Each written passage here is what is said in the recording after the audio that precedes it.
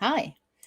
I was originally going to do a live about the GAbby Petito case and the updates and just catch up with you all because I haven't actually been able to catch up with you guys for a while. And then I got an extremely bad headache and I thought, oh no, bugger this. I'm not going to bother. And then I thought I'd go over to my Facebook team and thought I'd say hello to them and tried to go live streaming on there and I couldn't figure it out. So then I came back here and tried to figure it out here. So here I am. So I'm going to put a post up over on my Facebook page. Hopefully people will come over here.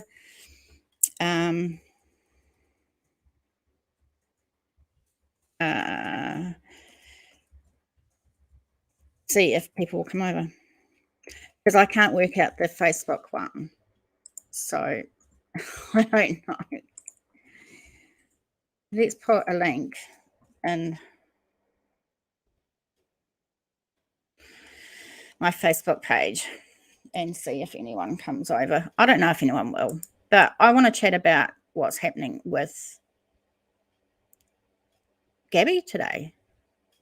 Yeah, what's going on? Her sister's saying a few things. Do we think that they are right? Hey there, Pam. It's so good to see you. Thank you for coming over. How are you? And have you been watching this crazy case, Pam? I haven't got Pam's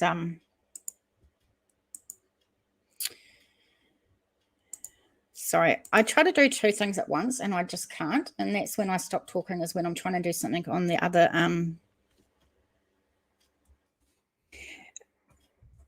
screen.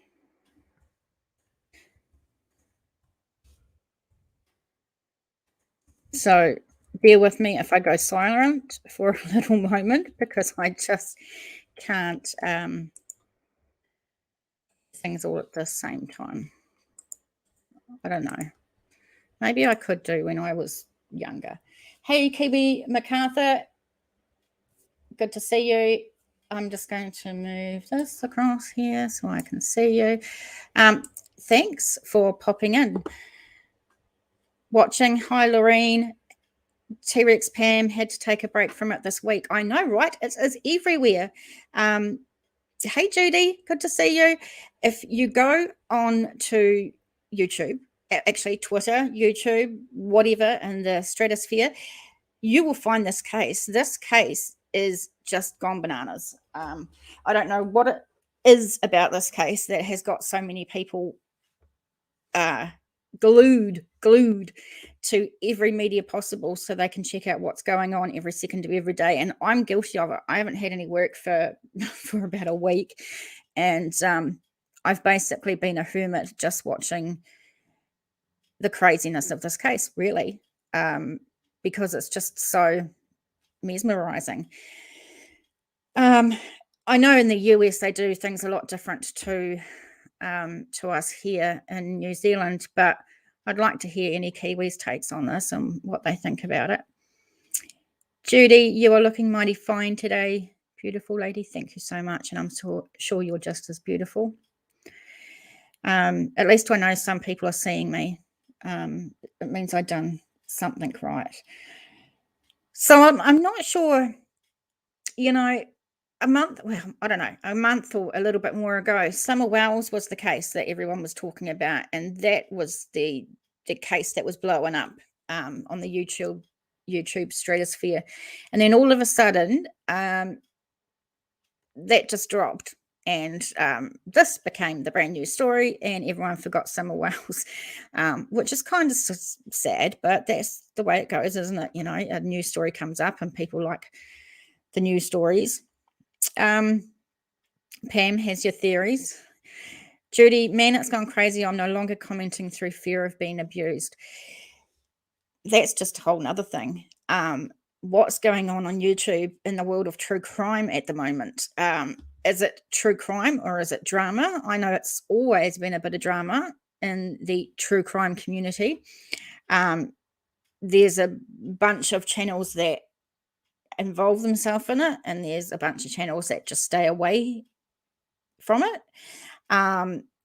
But we've had people doxing people channels. We've had fights over which channel you support or which group of channels you don't support, and if you have this theory or don't have this theory, then you're wrong and you can get abused. It's been crazy.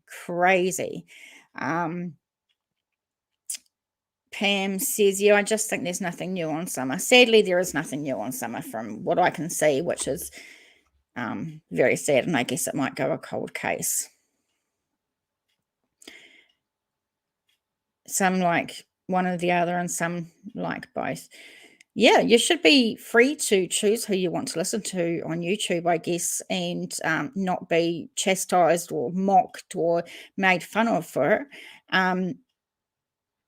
Yeah, it's definitely a big thing when you go live, and you open yourself up to people's opinions. And if they don't like yours, then, you've got to have a bit of a tough skin, I think, because you can get called names, and you can be mocked and you can be picked on, and it's not nice.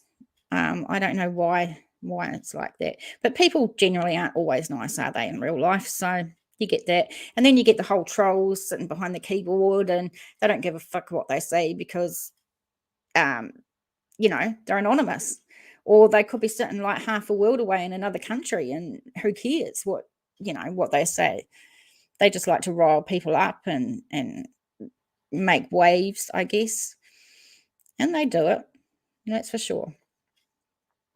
So I'm hoping we get some people coming over from the Facebook page. If you're over from there, I'm really, really sorry.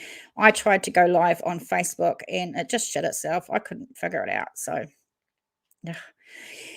So today was interesting.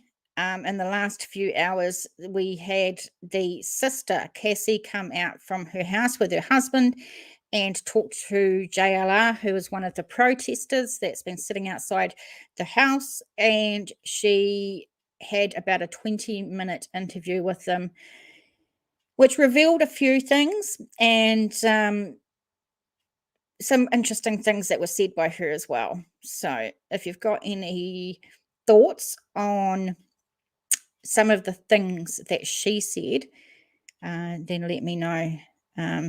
That sort of sent the stratosphere going a bit nuts again once she came out. And that lawyer, the lawyer in New York, who's just supposed to be a real estate lawyer, he came out really, really quickly. Once it was known that the sister Cassie came out and talked to the people outside and gave an interview, he was onto it to make a statement pretty damn quick, blaming the media for some of the things she said and the way it was portrayed, which is just bullshit.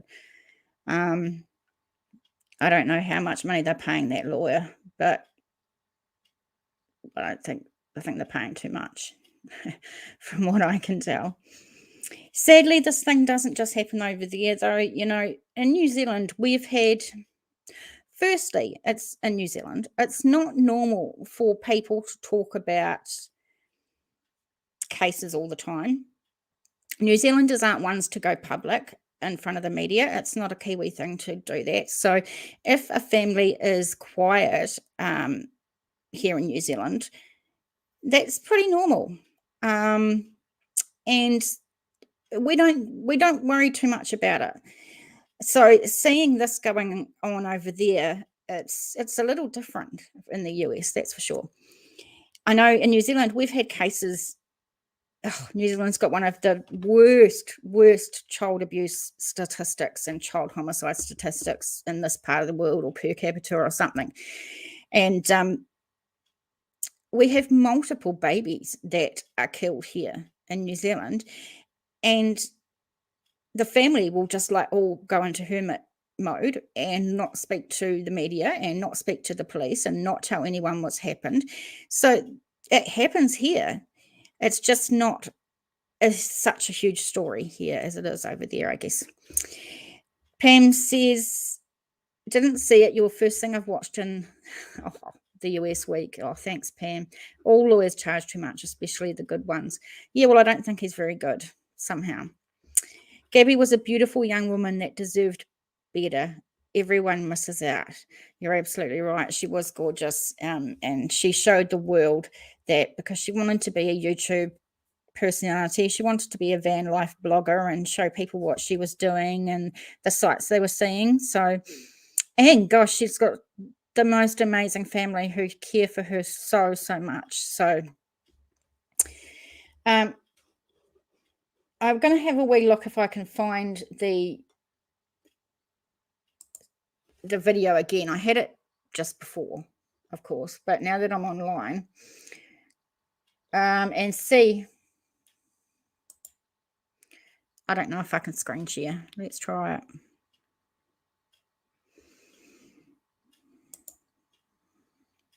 Hi, Life After Life Paranormal Podcast. Hello.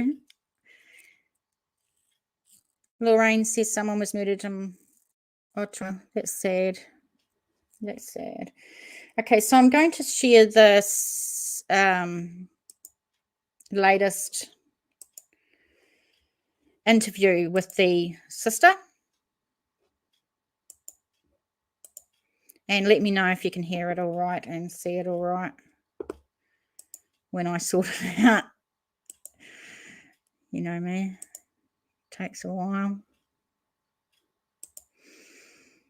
I'm not always the best.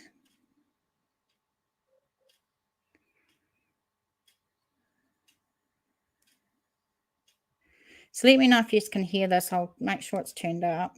That will help. We have pulled the police since September 11th when they called. I did not say that I saw my brother. I said I haven't been able to speak to him in reference to the time when... Oh, shit. You didn't hear me swear. You did not hear me swear. I didn't say that. Why is that doing that now? Told you. This technical stuff just... Okay, I think we're trying to play it again. Is that... Maybe it's because my computer is not that good, so I don't know if I can talk to you guys and play this at the same time. I'm going to give it another shot anyway and see if I can, because it's really interesting. If not, I can read out what was said in it anyway.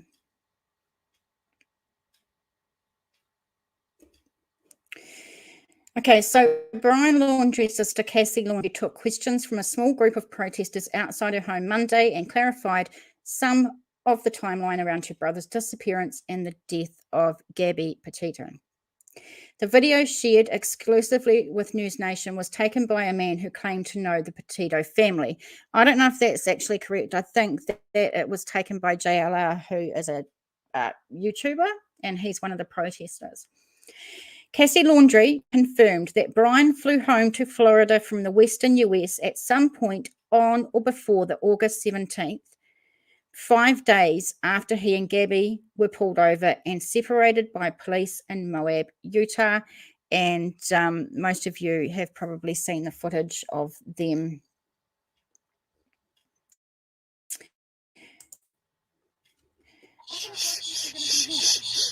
We have fully cooperated with the police. Oh, fuck. Sorry, I'm not going to play it. I'm just going to read it. The group asked whether Cassie Laundrie believed her brother killed GAbby and whether she thought he was still alive. Her answers to both questions were the same. I don't know. She told the group she did not know anything was wrong until police began questioning her family on September 11th. She said she saw Brian on September the 1st when he and their parents arrived in the family Mustang, not the van that he and Petito had been traveling in. She also saw him at a family vacation on September the 6th, but said she had no reason to suspect any problems. I don't know what's going on. I don't know what's going on. If you need to do some... I've got like And to feel okay to ads drive, somewhere. you're not okay to drive. Don't drive buzzed. Oh my God. I'm so sorry, guys. This is the worst live ever. I'm so bad at it. Okay, so she said that she saw Brian when he came back on September the 1st. So he went to her house to visit her, apparently. That's what I've heard. And then she does say that she did go to Fort DeSoto with them on the 6th of September. She said that it was her mum, her dad, and Brian and her, and they went and had s'mores, from what I got told. She told, Cassie Laundrie talked with the group for nearly 20 minutes and admitted doing so likely wouldn't please their attorney. But she said their persistence was upsetting her children and the neighbours. And this is why she said she came out and had this discussion, because she couldn't stand the protesters scaring her kids anymore, which is understandable because it would be absolutely horrible. She said, this is not what we want to be doing. This is not how we want the world to find out when we're angry and upset. But I can't have my kids be crying for 3 days in a row. She also said news media misconstrued her answer to a question about the last time she saw Brian Laundrie. In an interview with ABC on September the 16th, she said on camera, and we've seen it, I haven't been able to talk to him. That was taken to mean she hadn't heard from him since Petito disappeared. So Pam says on or before the 17th, and they had an argument around the 12th last time newlyweds were seen. I'm not sure, but weren't they found around the 16th? I'll have to look that up. I can't remember what day, but it was close to that date, I know, Pam. But she said Monday that answer was in response to a question along the lines of what has been the weirdest thing of all this, and not have you spoken to your brother since Petito vanished. So she's saying it was a bit of a misunderstanding. The family's attorney, Stephen Bertolino, said Friday that Cassie Laundrie was with the family at Fort DeSoto on September the 6th, which she confirmed to the group confronting her home. She said she has not been able to speak with her family during the investigation and was critical of Bertolino's statement. This is an interesting thing. She said, I'm in the boat where I'm getting ignored by my family and thrown under the bus by my family's attorney, she said. So that's a big statement, because she's saying that her family aren't speaking to her, and the attorney's not going to be happy with this. So that's very interesting. When asked for comment, the attorney Bertolino said, I do not represent Cassie Laundrie. Cassie's comments can only be attributed to the press twisting my words and hers, which were only given to clarify prior mischaracterizations by the press, with the hopes of further sensationalizing this tragic story. What? Okay, I'm going to read that statement from the lawyer again, or the attorney again, because that was a mouthful. I do not represent Cassie Laundrie. Cassie's comments can only be attributed to the press twisting my words and hers, which were only given to clarify prior mischaracterizations by the press, with the hopes of further sensationalizing this tragic story. He's a weirdo. A person in the group asked what she thought when she began to put the pieces together on September the 11th, but she said that's something she was not allowed to answer. So she did allude in the interview that she'd been told by the FBI to be quiet about a few things, which is fair. I mean, if you're told by the FBI to shut up, you're going to shut up, aren't you? I know I would.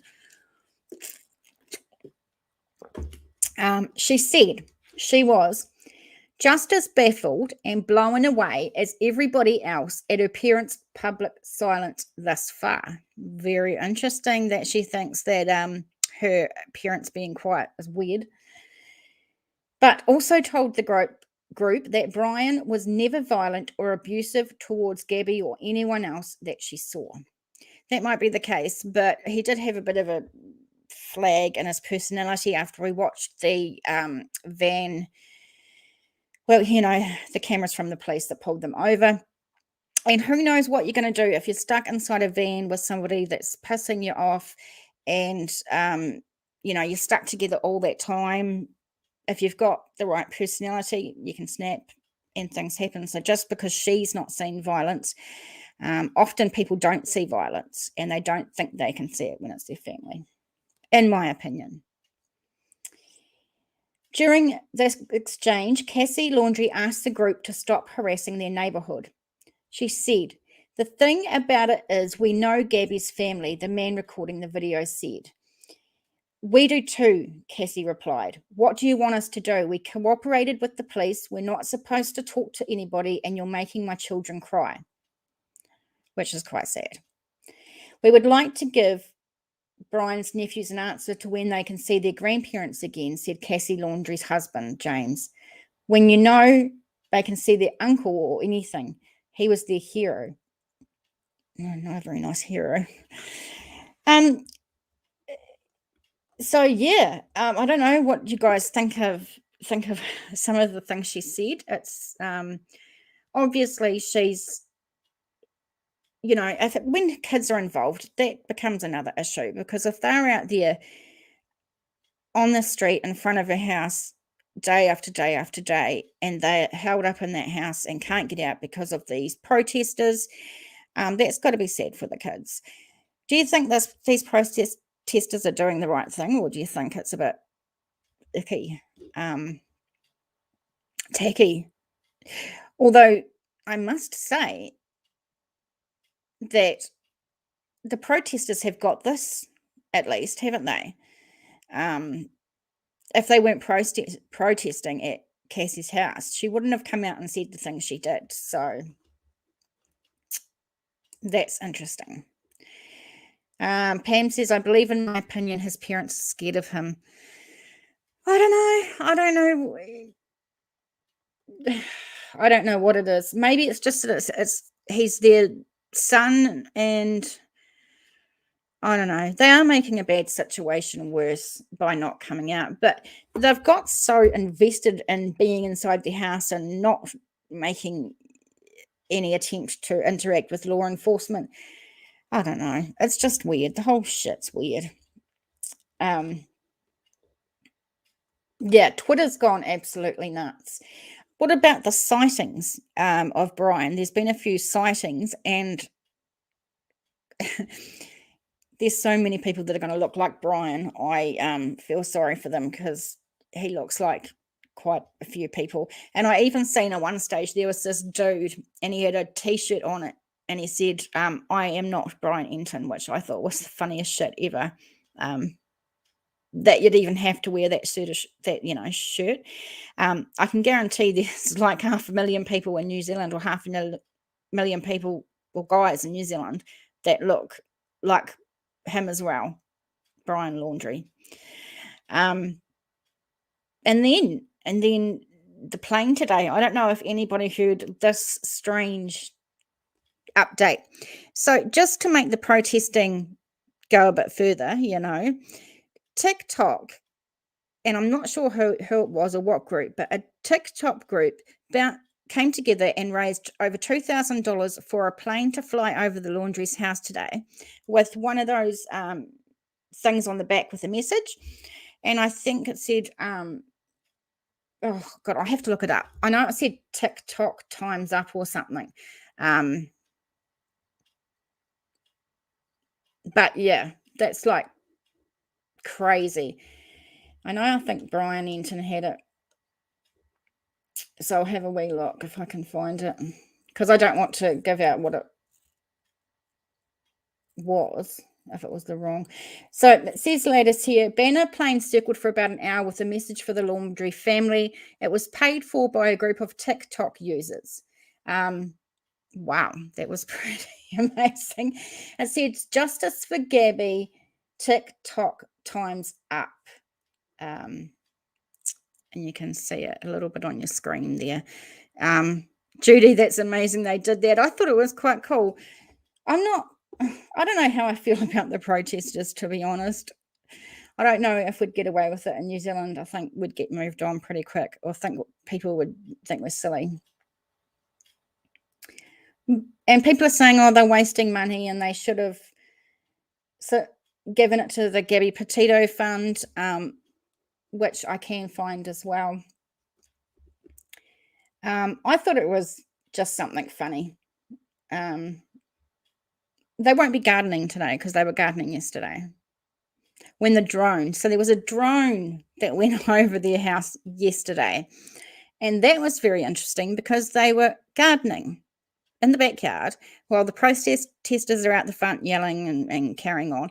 They're actually just out gardening in the backyard, not giving a shit that their son is missing, just happily gardening.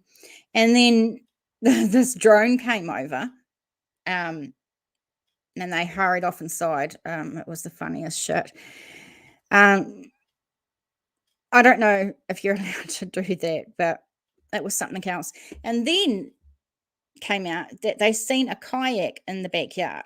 So a lot of people are going on about maybe if he's in that Fort DeSoto campground and he's in those islands, maybe he used a kayak or a canoe or whatever and was able to get across to the islands that way. I don't know.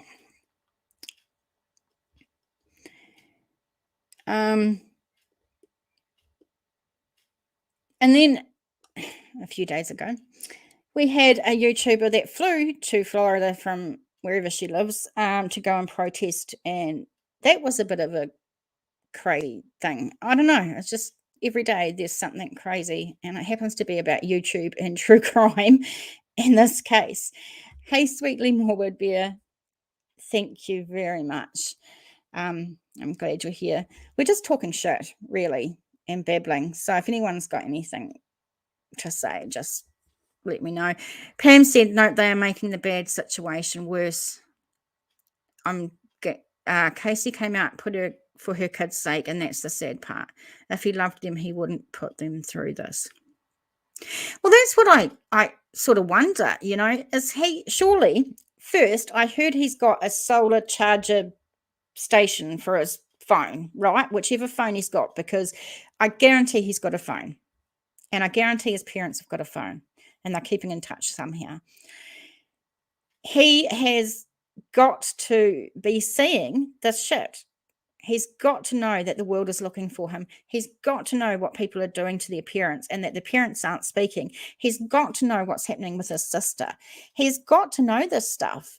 And he's okay doing this to his family or letting this happen to his family.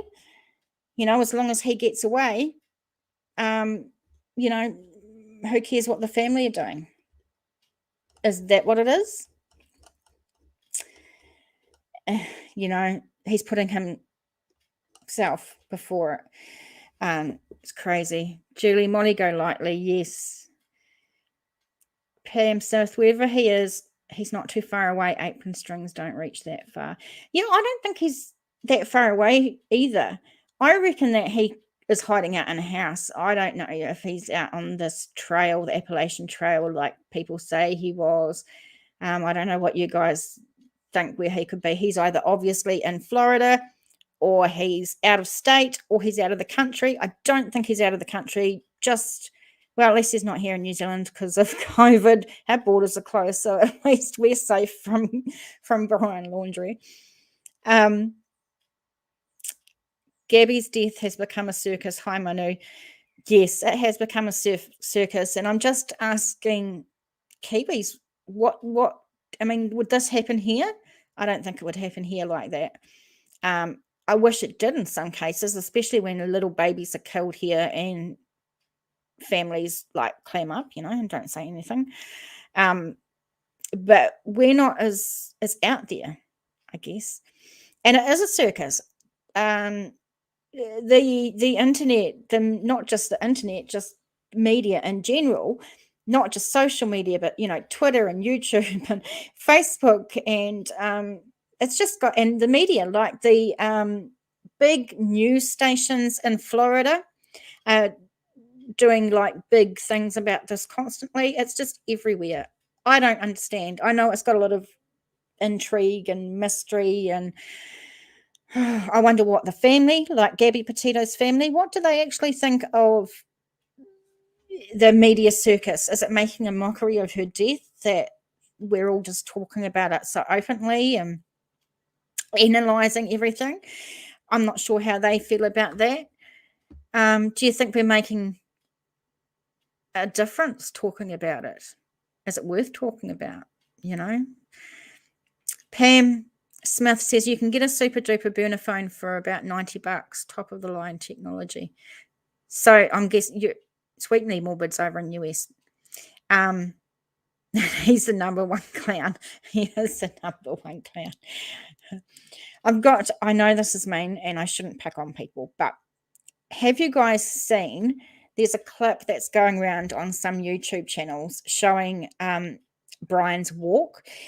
And for those in America, if you think you see Brian Laundrie, please check his feet and see if he walks like a duck. Because I don't mean to be mean, but he walks with his feet out like that. It's in one of the van, the cop. Anywho, he walks like this with his feet out like a duck, and it looks absolutely ridiculous. So if you think that you see Brian lying laundry anywhere, check the feet, see if he walks like a duck, and then never know, you might just have him, which is very, very sad, and I shouldn't. He's wild nature food now. Sweetly Morbid, you think that he's actually out like in trails and out in nature? People say, oh, he's dead, because if he was alive they would have found him by now. But if he's dead, he could have like hidden himself really, really well, his body, and that's why they haven't found him. A family of 3 and their 2 dogs recently went missing, and this case got little media attention. Manu, absolutely. I don't know why some cases get the attention and some do not. As on New Zealand Mysteries, I like to give attention to all cases, whether they've been popular in New Zealand, whether they haven't. I like to try and cover them all. Sweetly Morbid says, walks like a duck, talks like a duck. It's Brian. Judy says, I used to enjoy the other channels. Now I'm afraid to ask a question. I know what you mean. I'm afraid to ask a question. I'm afraid to put my thoughts forward. I don't want to get banned. I don't want to get like mobbed by heaps of people going, oh my God, you support this or you think this. So we don't want to talk to you. Oh, it's just insane. When I'm bored, which is quite often, I've finished studying, so I'm bored a lot, and I go look at YouTube channels who are discussing it. I don't know who the YouTubes are affiliated with. If they're not affiliated with this one, or this one and this one are ganging up together to take on this YouTube channel when they have an alliance with this YouTube channel. This is Days of Our Lives shit, and it's happening on YouTube right now. And that's out of control. It's just way out of control.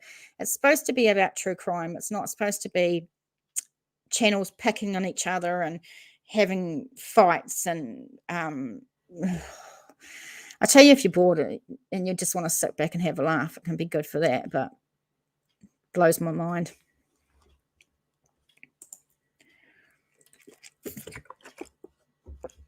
Manu, people are profiting off her death and his disappearance. Yes, in a way, but I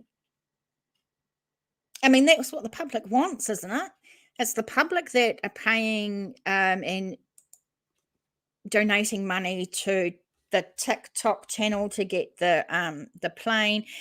There are people donating to YouTube channels and giving them donations and super chats, and that's the public's right and their choice to give their money to whoever they want. So I think that any channels can talk about it. I mean, everyone else's. And if someone gives you some money, then that's nice. People that get a lot of money, like YouTube channels that get a lot of donations, most of them are rightfully donating some of the money to the GAbby Petito fund, which I think is really nice, a nice touch.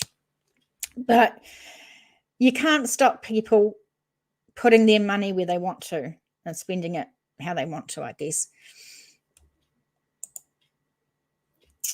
Circumstances have a lot to do with why so much attention, whether it be media or evidential, like 911 calls and police involvement.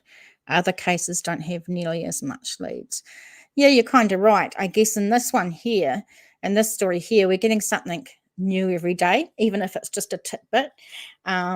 Or, you know, we're all waiting on the next day to see what's going to come up the next day to see if we can put that bit of puzzle together. So it's like a big puzzle, and I think everyone's just holding on to see what lead comes up next and dissect it 20 million ways and then see how it fits and everything. So yeah, I definitely think it's got so many leads and so many tentacles and stuff, and new information coming in all the time just to sort of catch people. So yeah. Lisa Stevens, I don't think I've seen you before on TJ, by the way. I'm not doing anything in cares. I'm just chatting. There's a whole lot of it's just YouTube's just gone mad, and there's lots of channels that have really good morals, and they try and stick to the facts and don't let speculation and rumors start and things like that. But there's just a lot that's not as well. And sometimes you just don't know what sort of channels you're going to end up with, if you know what I mean. You jump on a channel and they're talking about it, and then you don't know until you sort of watch that channel for a little bit to see what type of comments are allowed in the chat, that sort of thing, and what the creators are going to allow, to see how it's going to go. It's like just jumping in a, blind. Yeah, I know what I'm talking about. Julie, hi there. I just stick to a few good ones like yours. Profiling Evil. Now, I don't even know if I've actually seen them. Lord Narts, yes. Ikid Mel, I think I might have seen him for the first time last night. Emma Kenny, I have never seen her, so that's quite interesting.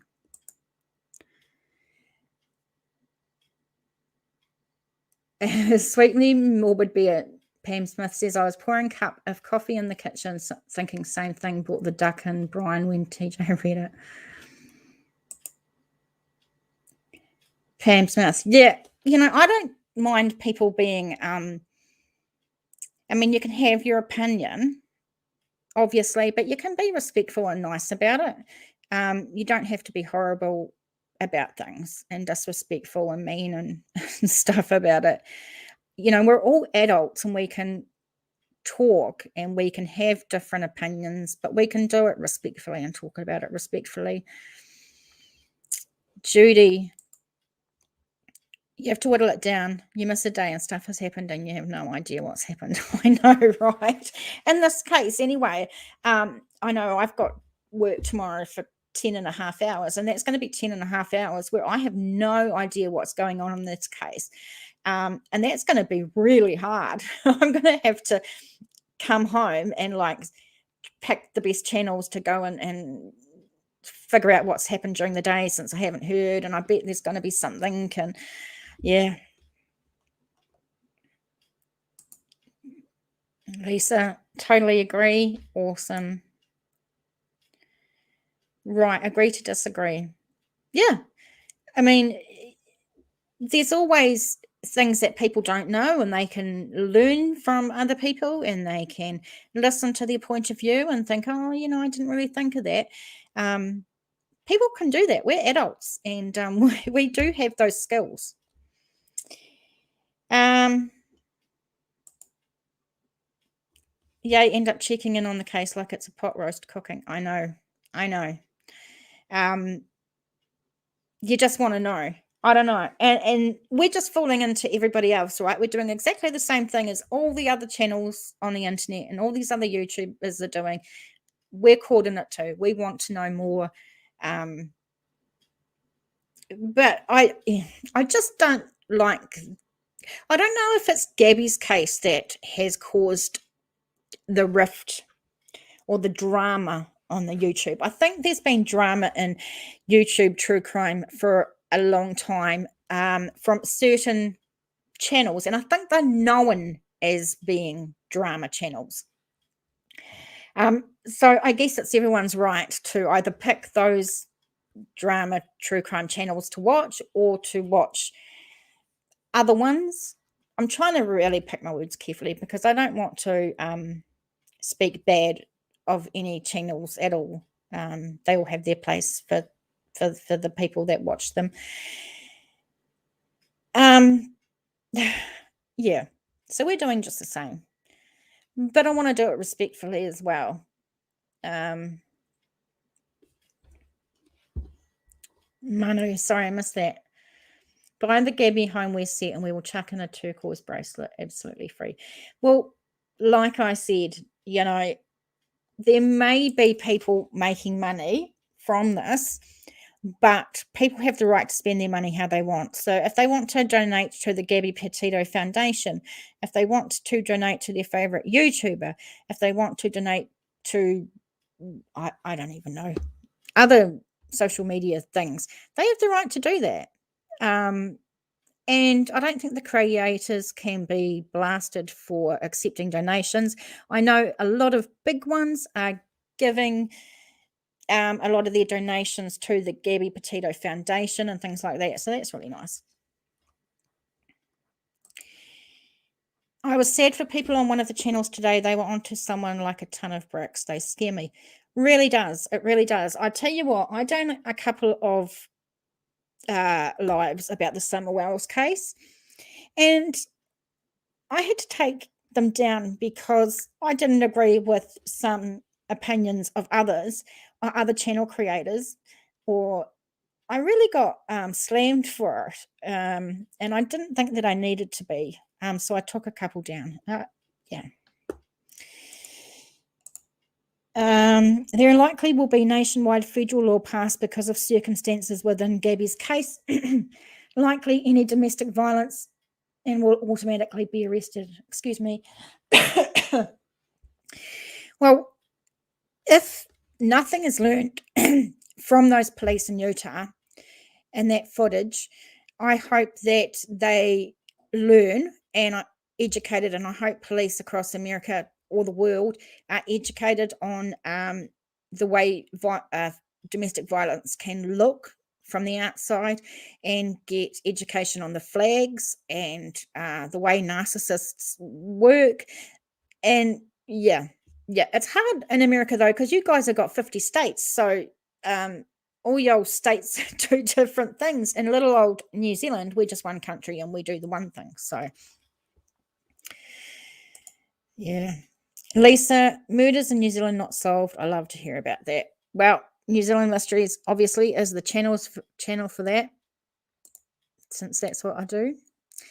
All I think is, thank God I live in New Zealand. Yes, yeah, but like I say, we surely have our cases too.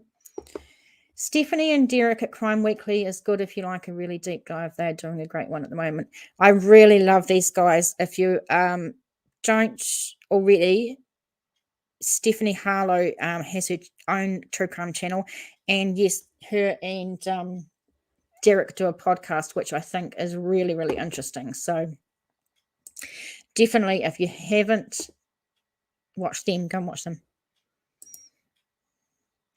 That or no taking people into federal land and not bringing them out. What do you mean by that, Sweetly Morbid Bear? I know that the national parks are federal land. Is that correct? So you're saying that whoever goes in must come out? I'm not quite sure. The interview room got slammed this weekend. Yeah, I don't want to go into details about what happened with that. And I think if it's okay, we'll stop talking about other channels in the chat, because that can just raise the ante a bit. And some people, yeah, I just prefer we don't talk about other channels. If there's a good channel, I'll mention it. If not, we'll just leave it out. So in Ohio, they both go to jail till the next day, and the judge sorts it out, or lawyers, but makes it worse because no one calls now. I'm not so. It's so hard in America. It spins my head sometimes because of all the different laws. Yeah, especially from state to state. Yeah. Jeff says, I know it's old news, but do you all see someone entering the back of Gabby's van as well as closing the door? That's a good one, Jeff, because, of course, there was the video from the Bethune channel, Red, White, and Bethune, where they found Gabby's van, and some people did some really deep dives on that footage, and a lot of people think that they seen the van door close as the bus went by, capturing Gabby's van. I'll tell you something funny. I went to the hospital for a CT scan today on my head. We won't even go there. But I was driving down the road and I saw this white van and it looked like Gabby's van. And I'm thinking, shit, this case has really got me all the way in New Zealand, and now I think I can see the van. Oh, dear. Yes, you can have someone drive you into the forest and not bring you out. That sounds a bit scary. Hi, Kimberly M. New to the channel. Hey, I am TJ. I usually just do videos about unsolved cases in New Zealand. But every now and again, I do cases outside. I don't usually go live, but I haven't for a long time, and I'm feeling good, which I haven't in a while, so thought I would. Manu, Kiwis are pretty violent and we don't even have guns. Absolutely, Kiwis are pretty violent. Oh, no, Julie, don't be sorry. Oh, no, please don't be sorry. I should have stated that at the beginning, so please don't ever feel I'm being angry or anything like that. It's not me. I just, want to be careful of the conversation, that's all. And sometimes that if we start naming groups, then people can get angry and upset and they've got feelings about certain things, and that's when it can get a bit uptight, and I just don't want that. That's all. So please don't feel sorry, Julie. The different laws in Florida make it so Brian's parents have rights not to speak. But isn't that a constitution right or something to stay quiet and shut up? Isn't that like all across America? Oh, Jeff has got a channel. Oh, Jeff. I stabilized the Bethune video, and I think now you can see someone enter the van. It's on my YouTube channel. It's the only 2 videos there. I don't know if you can post us a link or anything, but try and post something about it. Let's see what it is.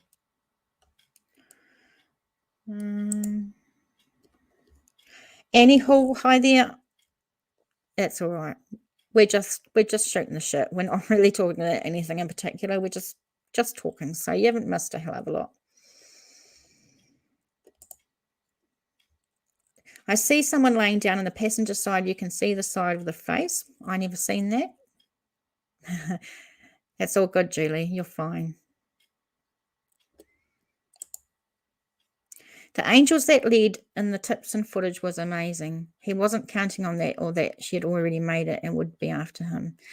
I mean, if those Bethune people hadn't driven past and seen the van and told the FBI, how long would have Gabby's body been out there? Very, very sad. Very. Yeah, we all use manners in here. I might say a swear word every now and again, but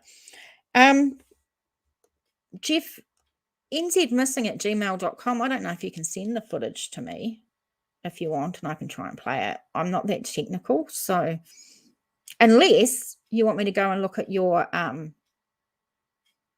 YouTube channel, I'm going to put the jug on. Just hold on, guys. Got to have coffee.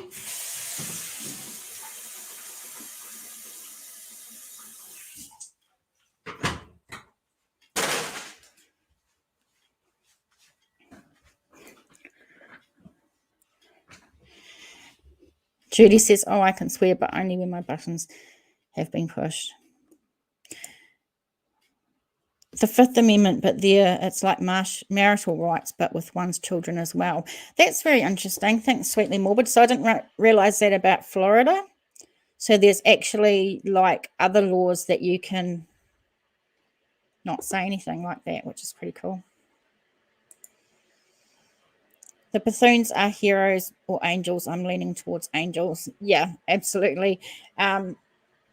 Yeah, so thankful for them having that video. The second video has a circular highlight to help you see the person enter the van. Kimberly says if he is here in the Smoky Mountains, the task force will get him. What do you mean by Smoky Mountains? Is that the same as the Appalachian Trail? I'm a New Zealander. I have no idea.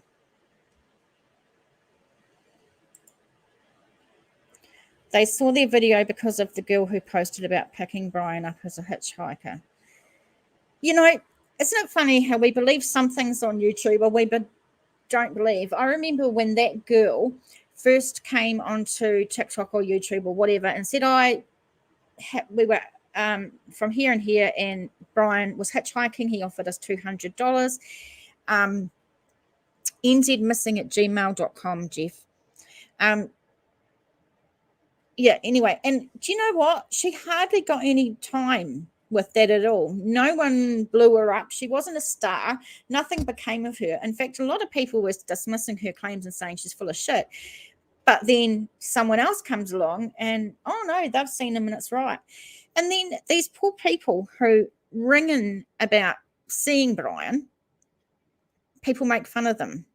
And I'm like, well, dude, isn't that what you want to do? You want people to ring in if they've seen him? Why would people want to ring in, tell you that they've seen Brian or who they think is Brian, to get teased and mocked and set on by social media as being this and that and being full of shit? You can't have it both ways, America. You can't have it both ways. Kimberly says, I live in the Smoky Mountains, Tennessee. It's part of the Appalachian Trail. Hi, Oracles and Beyond. It's good to see you. Judy, I don't know what they have or don't have. I had to ask about underground bunkers. However, I was told the water table is too low, so Florida doesn't have them. Interesting. Yeah, I heard that too, that Florida can't have basements because they are low to sea level or something like that, which would make sense. So if anyone's going, he's in the bunker underneath or he's in their basement, they don't have basements. Too much sea, not going to happen. That's so good to have everyone in here. Did you send that email to nzmissing@gmail.com? I'll just go and check and see if I've got it. I don't know if I can play it because my technology is not that great and I don't know how to use it that well. But if not, maybe we could try and look at your YouTube channel on another screen or something. Julie says, yes, that is true because of the Everglades.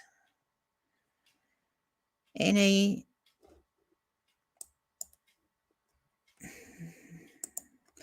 So have you guys already talked about the latest?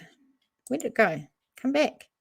Cassie interview today. We've touched on it, but we're talking about all things. So if you have some thoughts on the interview and what you thought, then let us know. I just did read out some stuff from the interview earlier on. I couldn't really post it.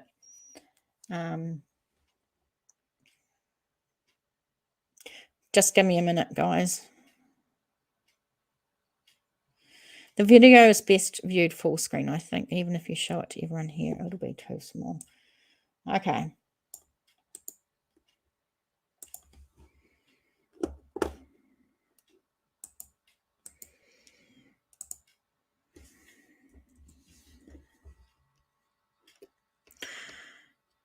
So I don't know if this works. Will that mean that people can use that to get to your channel, Jeff? I'm sorry, because I don't really know. Anyhow, we're talking about anything and you may contribute. Yeah, we're just talking. We're just shooting the shit, really. Just talking about what people thinks. Oh my God, Kimberly. We have black bears, bobcats, and coyotes. We don't have black bears in New Zealand. We don't have snakes in New Zealand. We don't have bobcats in New Zealand. And we don't have coyotes. We are really lucky. We can go walking with bare feet, which we Kiwis like to do, pretty much anywhere and be safe. So we're really, really lucky. I'm sorry, Jeff. I'm really, really bad. Let's see if I can find it. I want to try and share it for you, but yeah, no, it's not going to work on here. So do you have a channel, Jeffrey, and what's it called? Can we people go there and have a look? Here it is. Oh. My YouTube channel was Jeff Hype, but there may be many by that name. Look for the one that has same good-looking icon I display here. There you are, guys. See that good-looking icon, Jeff, there? If anyone wants to, they can head over there at another stage and check out the video. And I will too after the live because it will be interesting. Thank you very much for that. Did anyone believe Cassie and what she said? Well, I'll tell you something that's really, really interesting is Andra. Now, I'm not sure her last name, but if you have been watching the protests going on outside both houses, Andra is there every single day. She's a blonde lady with a hat, and I think she may be have been on the megaphone at some stage. She was there when the interview was done, when Cassie and that came out, and then she went on a YouTube channel, which I can't remember, and I seen her straight after talking. She said that she believes Cassie and that they're going to stop protesting outside Cassie's house. So that's very interesting, that she believes Cassie anyway. You know, I'd like to believe her, and I hope that she's being truthful, but she did. She had, well, has she lied? But we've found out stuff, haven't we? And so people might not be so trusting of her. I do, however, believe 100% that she is a mother, that she is scared for her children. She is concerned about her children. I think it is scary for children with this stuff happening. And I think that should be the important thing that is taken away. I think that it's important for Cassie's children to have this stuff stop outside her house. That's what I believe, in my opinion, anyway.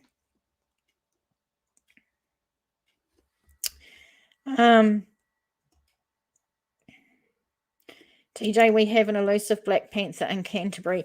That's been going on for years. We've seen some dodgy looking photos, but they haven't found it. Jeff, you will have all the ladies catching you now, the most handsome man. You only really see them if you go into the national park. But so much of America's national parks, right? Oh, Julie, did you have a look, and you said there's definitely movement inside the van? Interesting.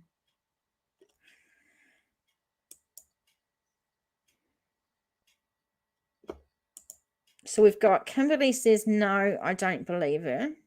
Why don't you believe her, Kimberly? What's the reason you don't believe her? You know, you're not going to get jumped on for your opinion or anything. As long as you're respectful about giving your opinions, then, you know, they're just opinions. Everyone's got to have one, right? And Sweetly Morbid, I had yours up there. There's a fine line. Her statements were made perfectly, so she is not lying. She is in a catch-22, Sweetly Morbid, isn't she? And I guess so are the protesters now, because they want to keep protesting, but, you know, children, that's the bottom line for me, is children. And it's got to be scary for them, and it's not okay. And yeah. I can't wait to have a look, Jeff, soon. Anna, yeah, I believed her for the most part, but then there are a couple of things I thought, what were those things? I have to get a coffee, guys. One of the things I thought was, is that she said that on the 6th, when they went to the Fort DeSoto, they were having s'mores. So GAbby was missing by that point. He had arrived back with no GAbby, and they were having s'mores. Could you have s'mores while someone's missing like that? I don't know. Got to shut my curtains. Hang on, guys.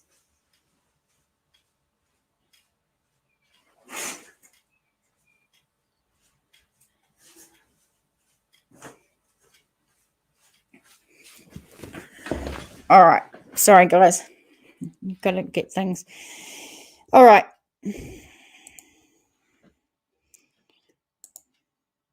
Jeff says, part of the reason I believe Cassie is because she could have gone to 60 Minutes with that same interview and made big bucks.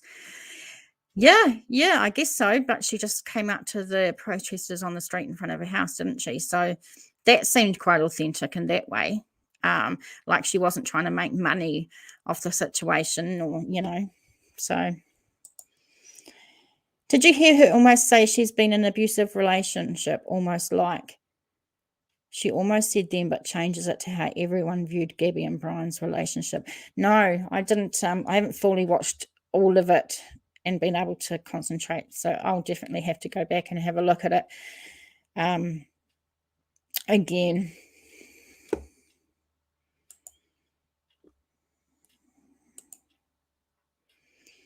Judy says, I think so too. Catch 22. Okay, y'all. So there's got to be some mums in here. And Jeff.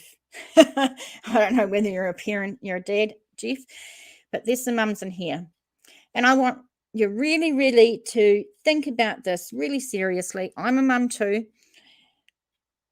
If your kids come to you because they did something like this, would you help them stay on the run if that's what they're doing? Or would you turn them into police? And I'm not going to say that anyone's wrong in what they would do for their children. And it's just speculation and just thinking, because we actually don't know until we're put into that situation what we would do for our children. But, your children are your babies, no matter how old they get.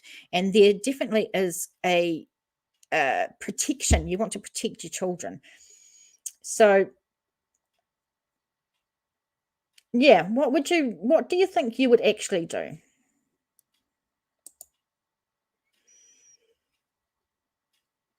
Yes, Annie. She said she didn't talk to Brian. She didn't get to talk to Brian. Well, and then she says that they were at the campground for 6 hours having s'mores and they never talked. So that seems a bit weird, doesn't it? Just saying.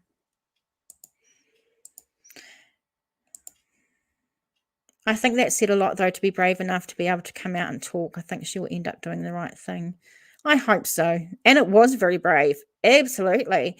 In front of literally the whole world. And she had to know that whatever she said was going to get sprayed around the world within minutes. And it did. So very, very brave.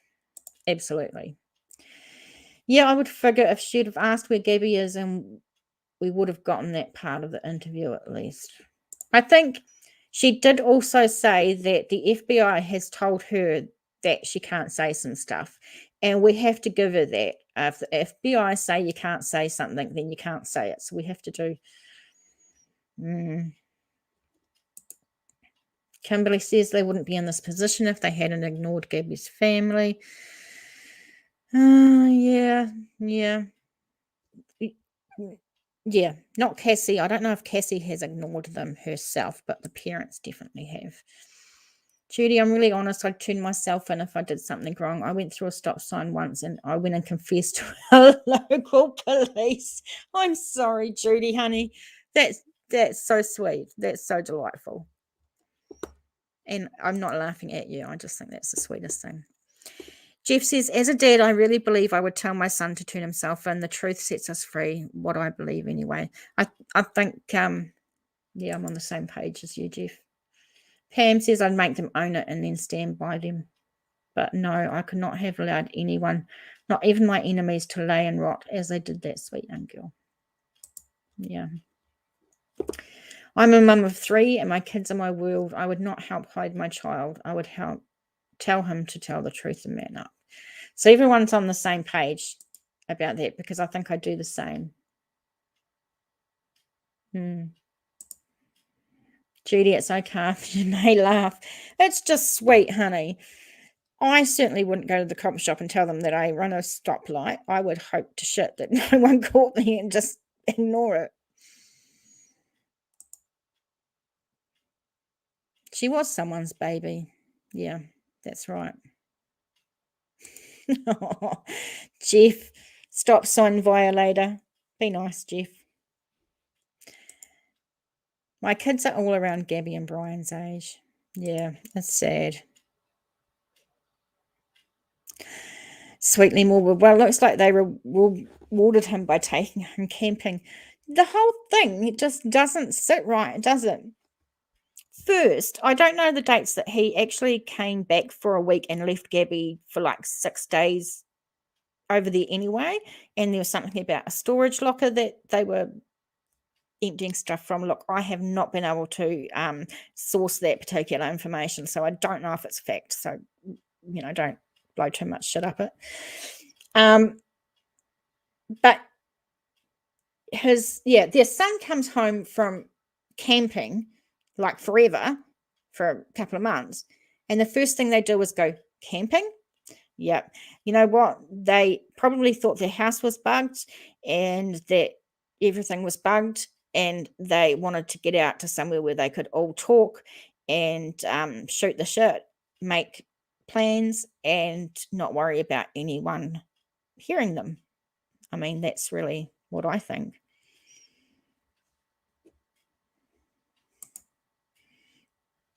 She is. Sweetly says, I had a feeling that before that Cassie was the outsider in the family, so it could be likely that her and her brother really don't talk. Well, she did say that she was the black sheep of the family.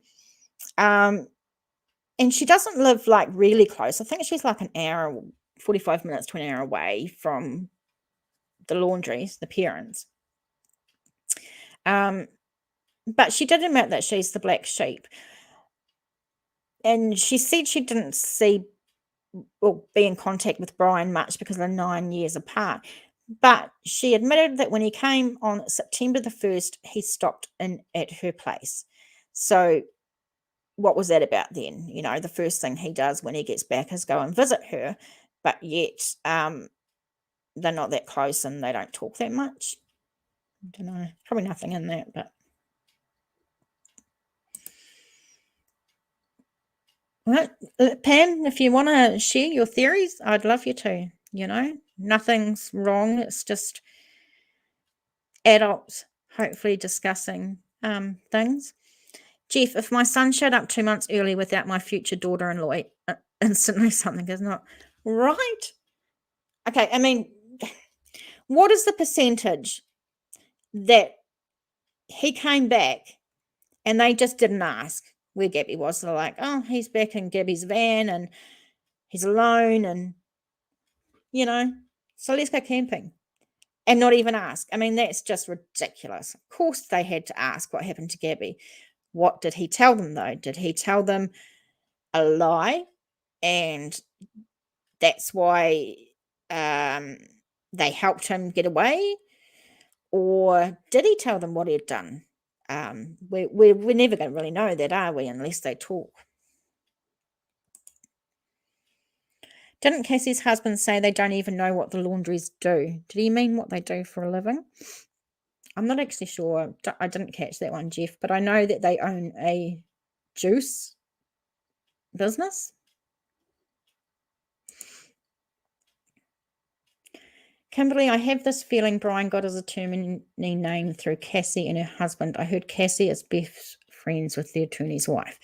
I haven't heard that, Kimberly, especially about Cassie being best friends with the attorney's wife, because after Cassie made this announcement today, the lawyer came out very, very quickly and issued a statement. And I'll find that if anyone's interested in that statement. But he was disaligning himself with Cassie, basically. So, yeah. And so she said that she's been let down by the attorney. So if her and the attorney's wife were best friends, I don't think that would be happening. If that makes sense. I don't know.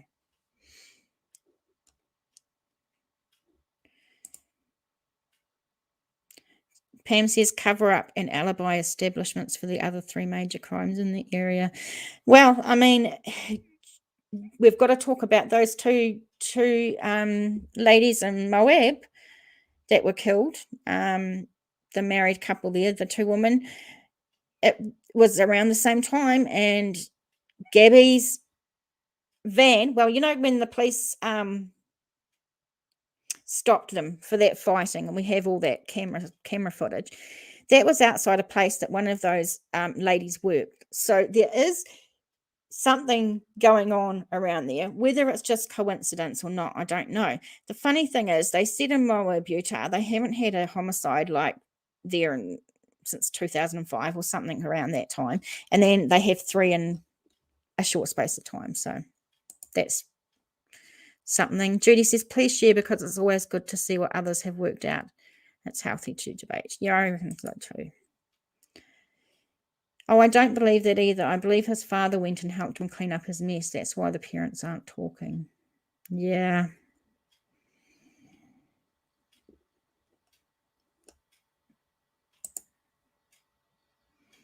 Pam says they make and sell juice machines, not juice. Thank you very much. I didn't know that. I also heard Cassie's husband works in the same building as Brian's attorney. Well, that would be a bit hard because the attorney lives in New York and they live in Florida. So I think that's debunked. Webby Bird, hello from Seattle. Hello from New Zealand. Nice to have you here.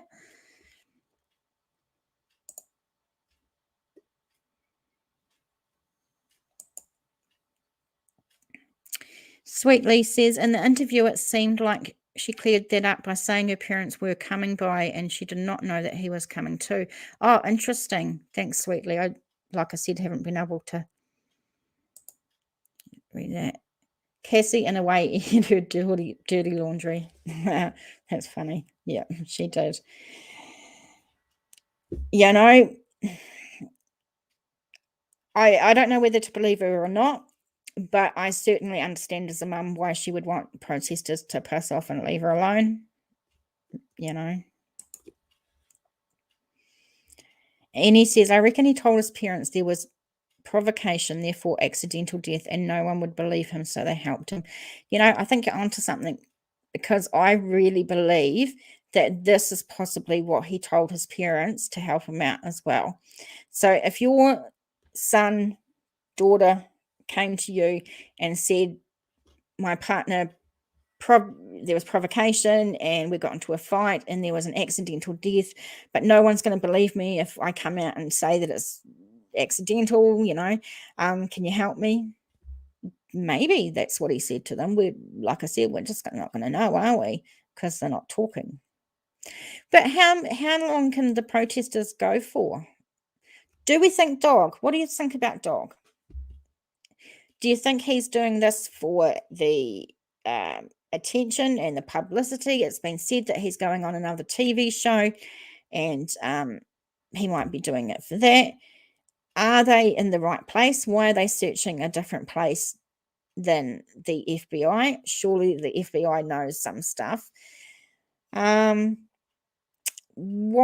did they know about the family going to Fort DeSoto before Dog did, but they just didn't come out and say it because they hide things, the FBI? Or did they not know about the family going to Fort DeSoto until Dog mentioned it?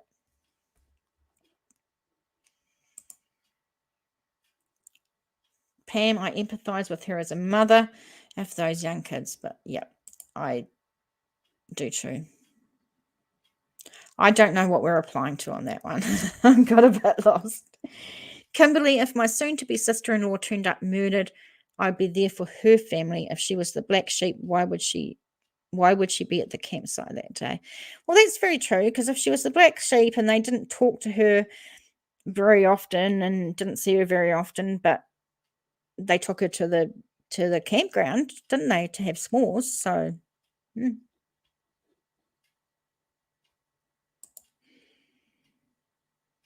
I understood what you meant. Thanks for having a show that we can relax and ask questions and allow us to learn facts. I'm not afraid here. Oh, that's good, Judy. Please don't ever be afraid. And he says, oh, what about when the guy today asked Cassie if she had any words for the Petito family and she said no? I'm so shocked. Yeah, but, she's been told by the FBI not to say things. She could have been told by other friends and family what not to say and what she should say. She was put on the spot with those questions. She didn't know the questions that were going to be asked by her. She knew she was going to be paraded in front of the world, and everything she said was going to be analyzed from 10 million points of view. So I would have been really, really anxious if I was her, really, really nervous.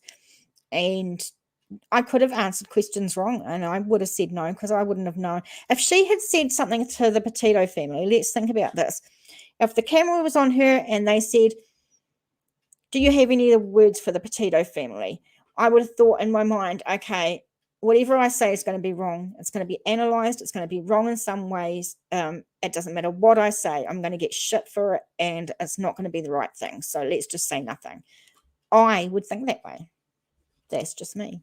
But yeah, Webby, I want to believe the FBI is 10 steps ahead of Fort DeSoto, but I just don't know. I don't know either. I'd like to think the FBI knows things or knew that before Dog brought it up. You'd hope so. I don't think it was a family picnic kind of day. They were discussing, of course they were discussing what the plan is. Julie, she did say that before she had talked to Gabby's family earlier on. Okay, I didn't realise that. Cassie said quite a bit. She didn't have to do that. Yeah, she gave like a full 20 minutes and she answered every question. I don't know if she answered it the way everyone wanted her to answer it. She's never going to get that right. Yeah, but she didn't have to do that. You're right. Well, she was just really concerned about her kids. Annie, she could have just said, I'm sorry for your loss. She didn't have any kind words for them, but she went out of her way to say, oh, Gabby's dad didn't call my phone like he said he did. Yeah. Thank you. I can't see that great anymore, and my typing sucks. Everyone's typing sucks on a bad day. Don't worry about it. Pam says, it's also so difficult. To my childhood best friend's older brother was involved in a murder of a high school classmate's father's, and we were all self-included, feeling as game and having. I'm sorry, Pam. You just got me.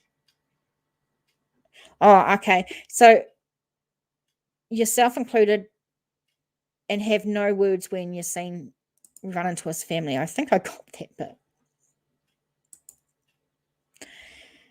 Sweetly Morbid says, Kimberly, yes, but it is possible they asked you to come, that she may be part of their plan, and told her little truth. I wonder if the FBI has scaled back that first search site because they've hidden cameras in there hoping to capture a glimpse of Baldy. Don't know. Actually, they didn't go on to much of the search today. That really wasn't. Although one channel, J for Justice, had one of Dog's team on there to talk about the search, and they were still searching in the Fort DeSoto.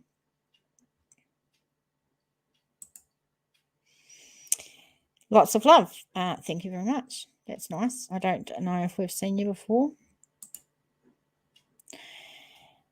Our fingers have a mind of their own, and then Spell Creek jumps up and ruins us even more. I know, right? Sweetly Morbid, anything is possible. Surely is. Hi, Stephen. Haven't seen you before. They screwed up the narrative in the very beginning. What makes you think that? Or let us know. So no one's said what they think of Dog and his team, even though he's a reality star. Do you think he's doing this for the right reasons? Do you think he's got the skills? Do you think he's searching in the right place? I'd like to know what you think about that. He seems really genuine from what I've seen, to be honest, because I looked into some information about him. And he seems really genuine. He had a daughter about the same age as GAbby that was killed in a car accident. If he gets the reward money or something, he's going to donate it to the GAbby Petito Foundation, from what I've heard. So he's not actually getting money on it. So, well, that's what I've heard. Sweetly says, I think she believes he's guilty. I just can't tell if she knows. New phone. Have fun. They claim GAbby was scared to be left alone, so they separate them. GAbby goes to a hotel. Brian goes back to Florida to help Dad move something. Why didn't GAbby freak out being alone? I don't think that GAbby was freaking out about being alone. I think she was freaking out at being left by him on the side of the road with no phone because he snatched it from her, and no van because he was going to drive it away. That's what I think that GAbby was worried about, not exactly being left on her own. Women don't hyperventilate because they are overreacting. She was in a state, man. It's very, very hard to watch. She was in a state. She was beside herself. Absolutely. I think he's taken advantage and he shouldn't be telling anybody anything until he finds them. Well, that's another thing. I mean, we know that the FBI say nothing. They say nothing at all. And they don't give away where they're searching. They don't give away why they're searching there usually. They give very little information, whereas Dog's coming out and he's giving a lot of information. He's letting the public know where he's searching and why he's searching. So is that going to hinder the search because he's letting Brian know where he's searching? So, of course, Brian's not going to be there. I don't know. If GAbby was scared to be left alone, she should have freaked out being alone at a hotel, and it is never mentioned. I understand where you're coming from, but I see that differently, Stephen. I don't see her freaking out of being left alone in a hotel safe somewhere. I think she was freaked out because he was trying to leave her on the side of the road with no phone and no van. And I think she freaked out from that. Just my opinion. I think if Dog can just bring some more light to it all, then great. Well, that's, he's definitely made it more in the news, hasn't he? He's made it more of a story.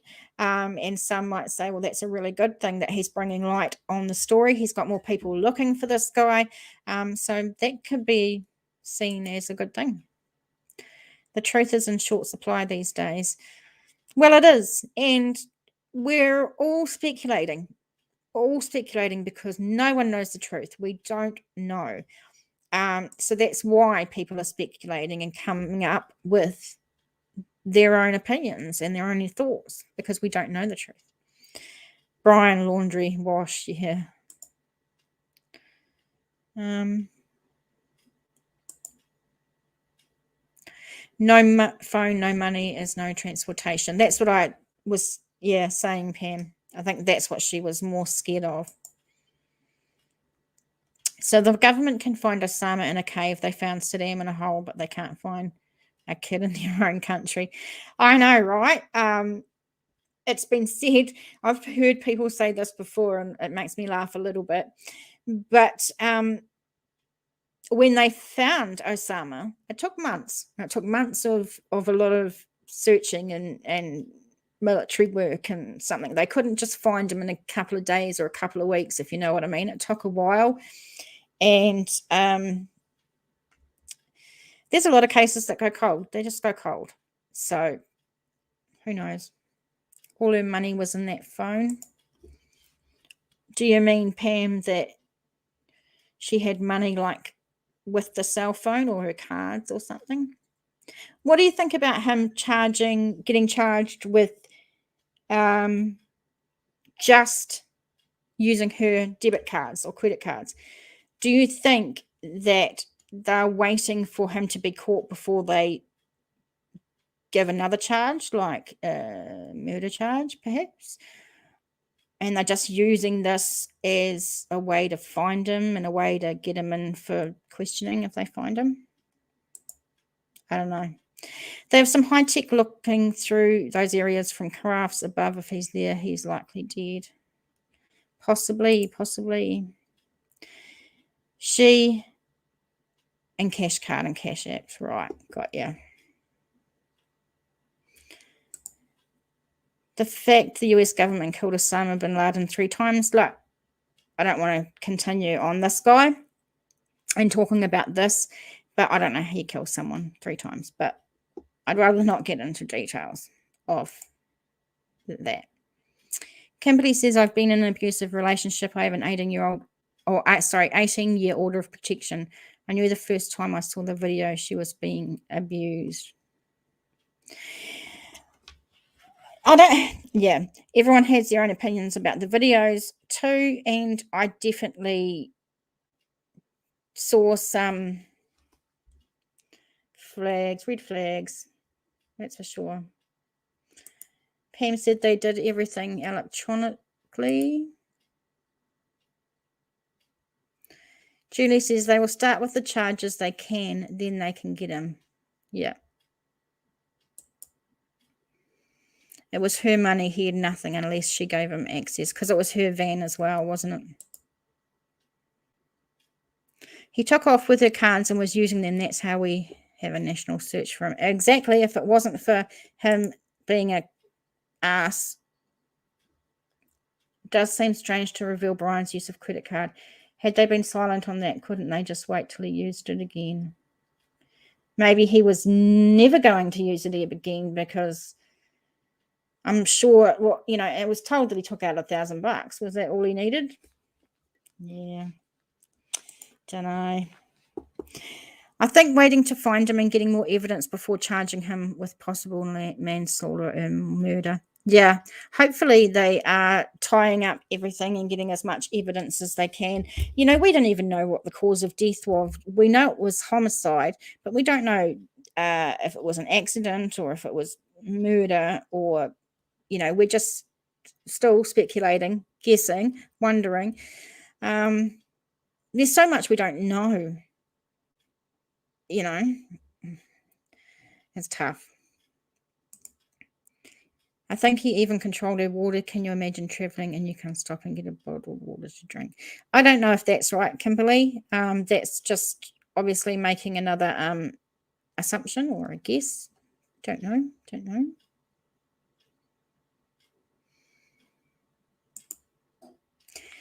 So Gabby is connected to Sandy Hook. Yes, I did see something about that.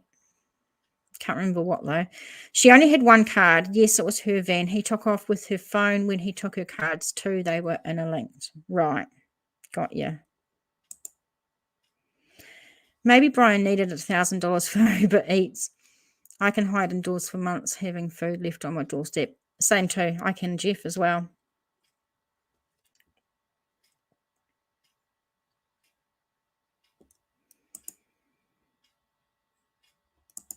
Really, Pam?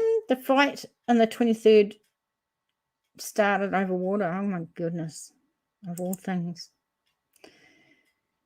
Sometimes it takes being in those types of relationships to understand what is seen with Gabby. I agree. I absolutely agree that there's a lot of women and men that have been in abusive relationships or been with not just physical abuse, but mental, emotional abuse as well. And yes, I think that there's some parts of the story that throw up red flags. And definitely for some victims, they can pick out certain personality types as well. Yeah, I understand. On the 12th, Pam says the fight started over water. That's crazy. GAbby appeared in a music video remembering Sandy Hook. Oh, that's so nice. She was so beautiful. Sandy Hook was a mass school shooting years ago, wasn't it? It was young kids as well. Very, very sad.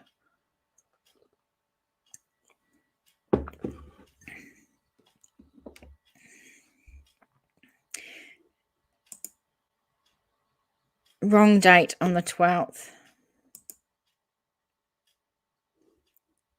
You were saying about the water. I never heard that fight about the water. That's just bizarre and puts a whole new level of shit on it, eh?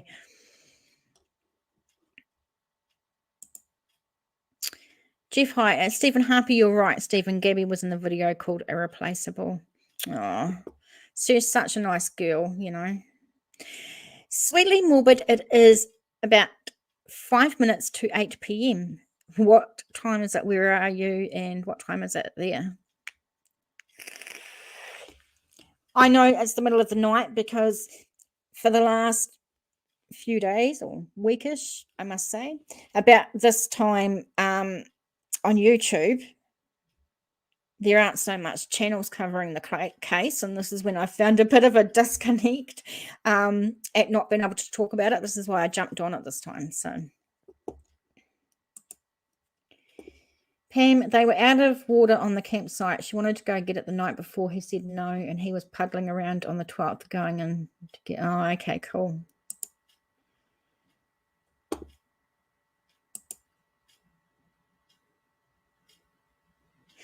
Stephen, I wonder if once they catch Brian, if before they take him to jail, they will stop at Burger King like they did with the Virginia church shooter, I think it was. I'm not sure. Can't confirm they did or didn't, but I don't think they will for him. Let's hope not. Annie Hall says it's dinner time. It is. Jeff said it is 2:55 a.m. Woo. And he's going to bed soon. Well, thanks very much for being on here, Jeff, and I appreciate your little nuggets of information, and I'll definitely look at the videos that you've done. That'll be awesome.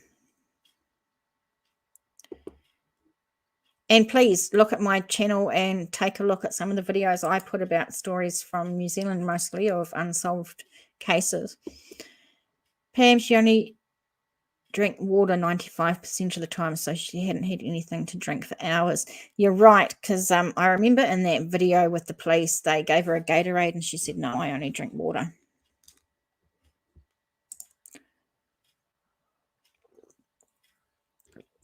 And he says 7 weeks in full lockdown. You must be in Auckland, you poor thing. Thank goodness for all this true crime chat. Hey.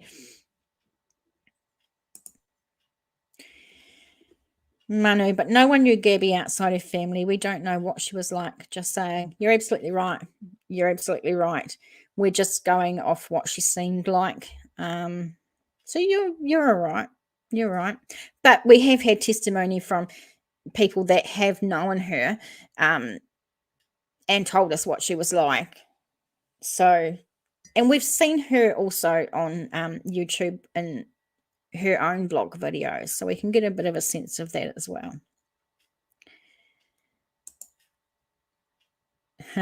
T-Rex Pam, sorry for talking too much tonight, TJ. You can talk as much as you like, honey. Yeah, Manu, her best friend spoke, I think.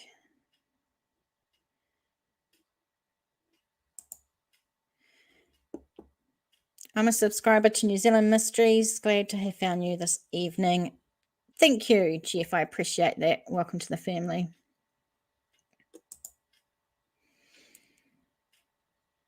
Sweetly, I think you were talking about going camping. 2:57 a.m. here. Poor buggers. Steve says, I've been posting news daily for over 20 years. No, I know the news cycle and how it works. Trust me when I say this is a bad distraction story. What do you mean by a bad distraction story? Just wondering. Yeah. I don't want to go into that type of thing. With COVID, it sure seems that Brian just needs a wig and a mask to remain undetected. Look for the duck feet. If you haven't seen his duck feet, I know that it's rude that I'm just picking on him now, but he's got duck feet. He walks with his feet out, like, I don't know if I can show you, like that, and he like walks like that, and it's the silliest shit I've ever seen. I was just blindly laughing on another channel watching it when I shouldn't have been, because really, really silly, but it was really, really funny. But you're right. I mean, all he needs to do, one thing, grow hair. Well, that's pretty bloody simple, isn't it? 2, shave off his facial hair. Well, that's pretty easy too, isn't it? Wear a hat, wear a mask, chuck some glasses on to fog up, and there you go. He can just walk into anywhere with his webbed feet. But yeah, COVID definitely makes it harder. Absolutely. You know, you're used to, I was thinking the other day, it's broad daylight, and in New Zealand, we're all wearing masks at the moment. So you see like people with their hoodies up, going into a shop with their hoodies up around their face, and then they're wearing these masks. So all you see is their eyes. And you think, God, a couple of years ago, that would have been scary, but not anymore, because that's just what we all do.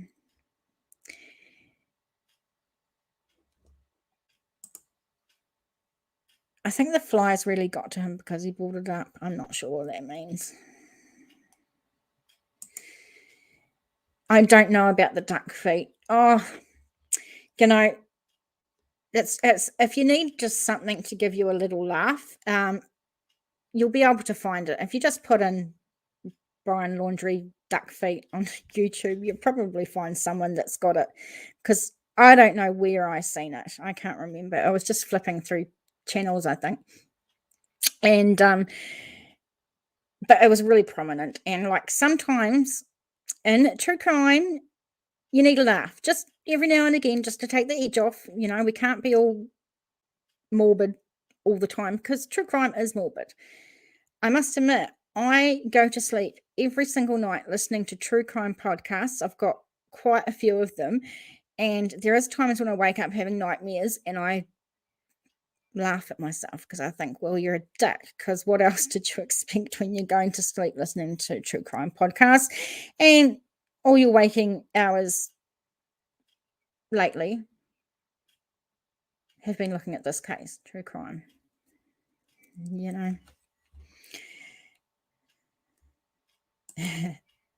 Everyone needs a little laugh. We just can't be serious all the time.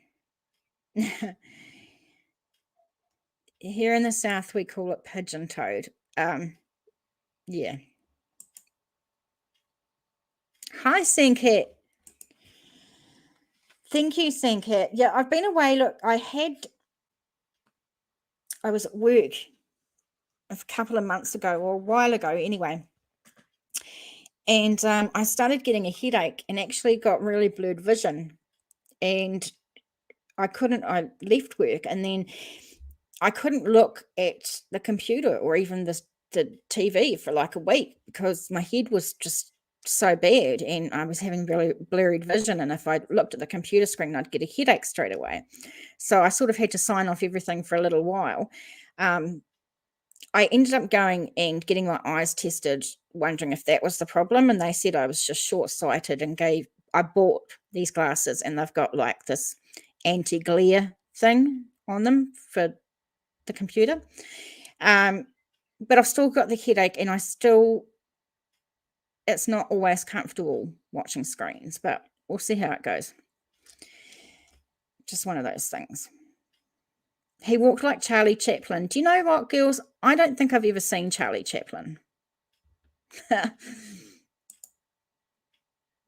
thanks, Sankat, for welcoming me back.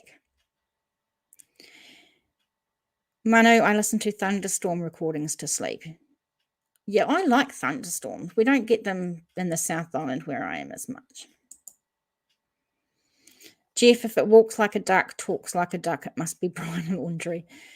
Yeah, that's about the size of it. And he walks funny. That's true. I don't like being mean to people, but I'm going to allow it. He walks funny. Judy says, oh no, I had cysts in my head. Oh gosh, I was going to go live at 6 p.m, but I got a last minute appointment to get a CT scan today, so I got one. So I hope there's nothing there, but I do hope the glasses help anyway. Thanks, Sandcat. Oh, I really like it when people miss me or welcome me back or something. I think that's really special, and I really do appreciate that. I watch the Golden Girls when I go to bed. I have to so I can get the true crime stuff off my mind.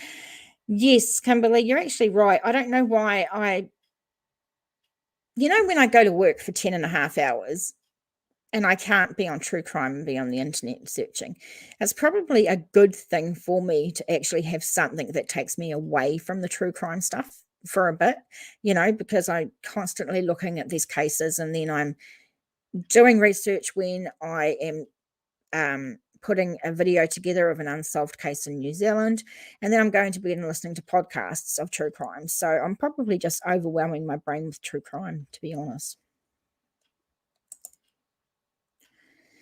Sweetly says pigeon-toed is when feet or toes go inward, Brian's go outward. They sure do go outward. They're the funniest thing ever.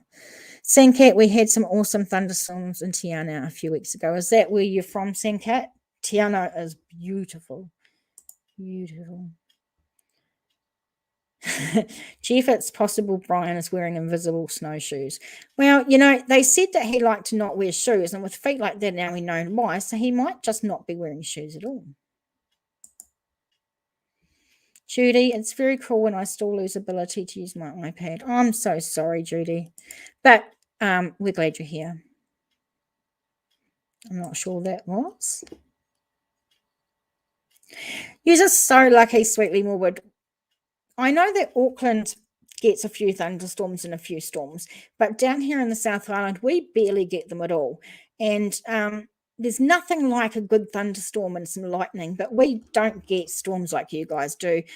Not even like Australia. They get bigger ones than us. Our ones are shit. Manu, does your computer have a night light setting? Good ambient lighting helps as well. Yeah, I do have like a setting on my computer at 9 p.m. to go lower. And I like when, I can putting things to dark theme as well, so that they're not so bright. I love listening to Steve Stockton when I go to sleep. Not always good news, but his voice is so soothing. If you guys don't know who Steve Stockton is, you have got to go and listen to this dude. He has the greatest voice on YouTube. He's so soothing and so lovely to listen to. He has a 13 past midnight is his channel, and he also has another channel, Missing Persons and Mysteries. Absolutely go and have a look at those guys.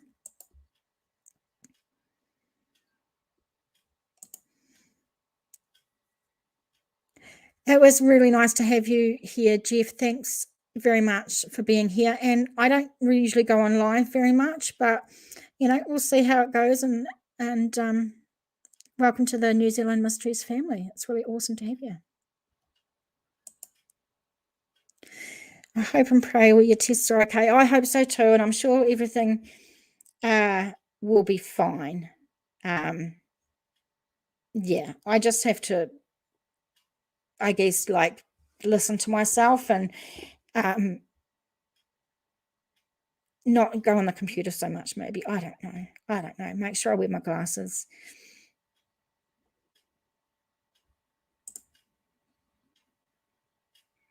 Yeah, thanks for your input, Jeff. It was really interesting.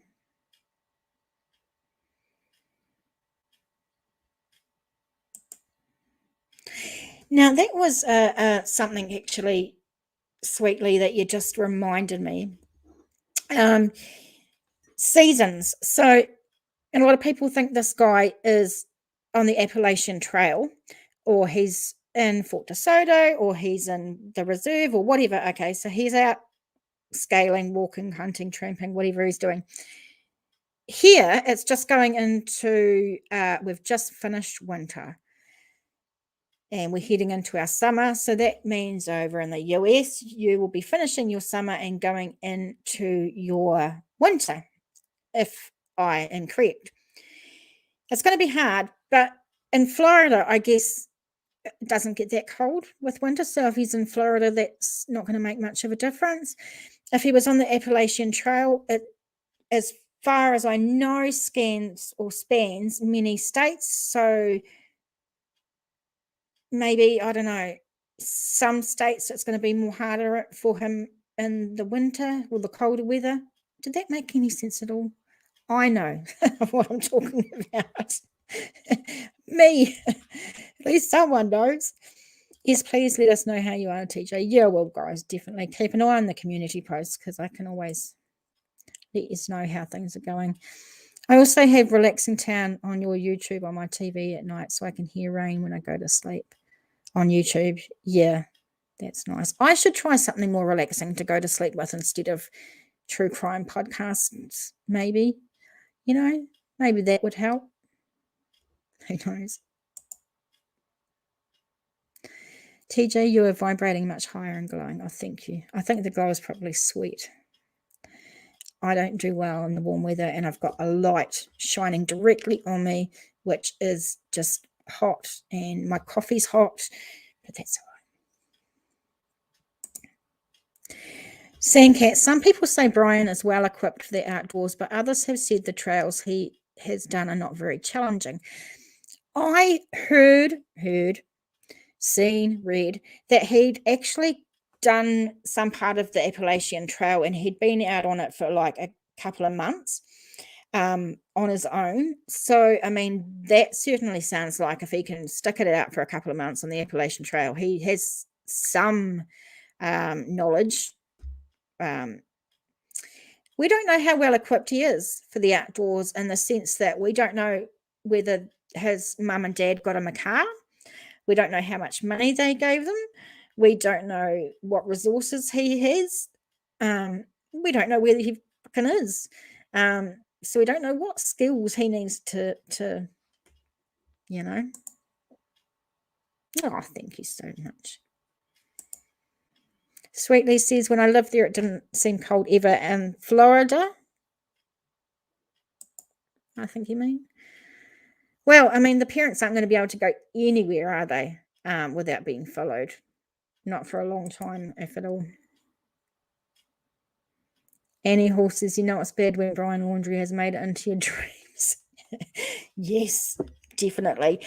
And like I said today when I was driving to that scan appointment, you know, I'm just driving along and I seen this white van turn out from a street. And I'm like, oh my God, is that Gabby's van? I'm like, how the fuck is that Gabby's van?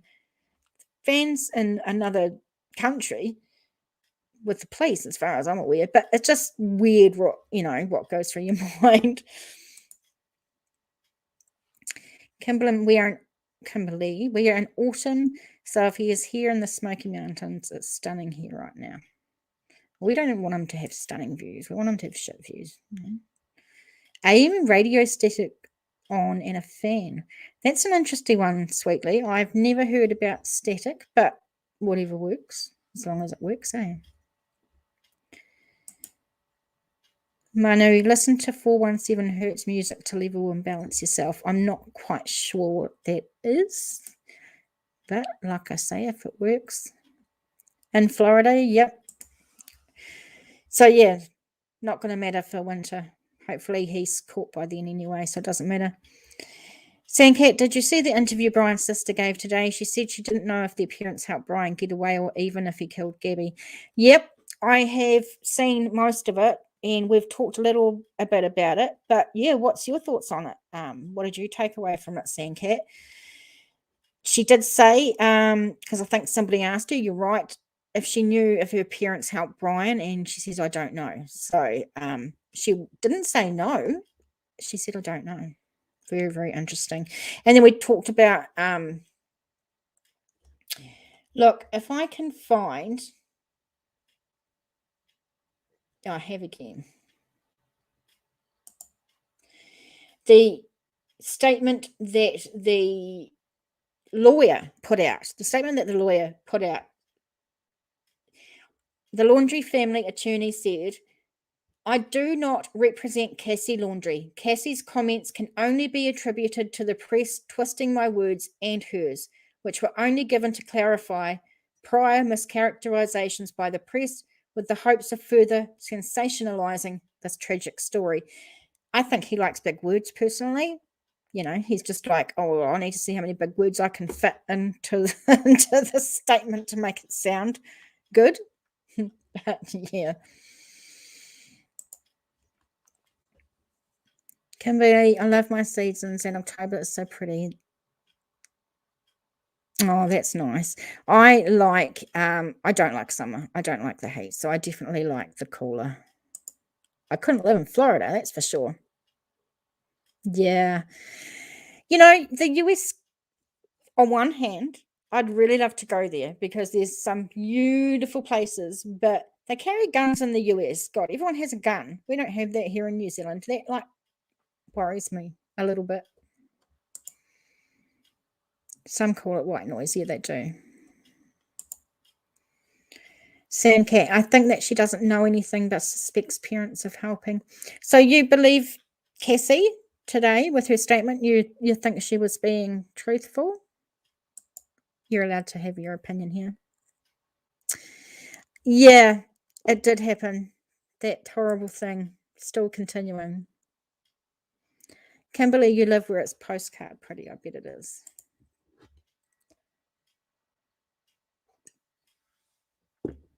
What town did Dolly Parton grow up in? I don't even know.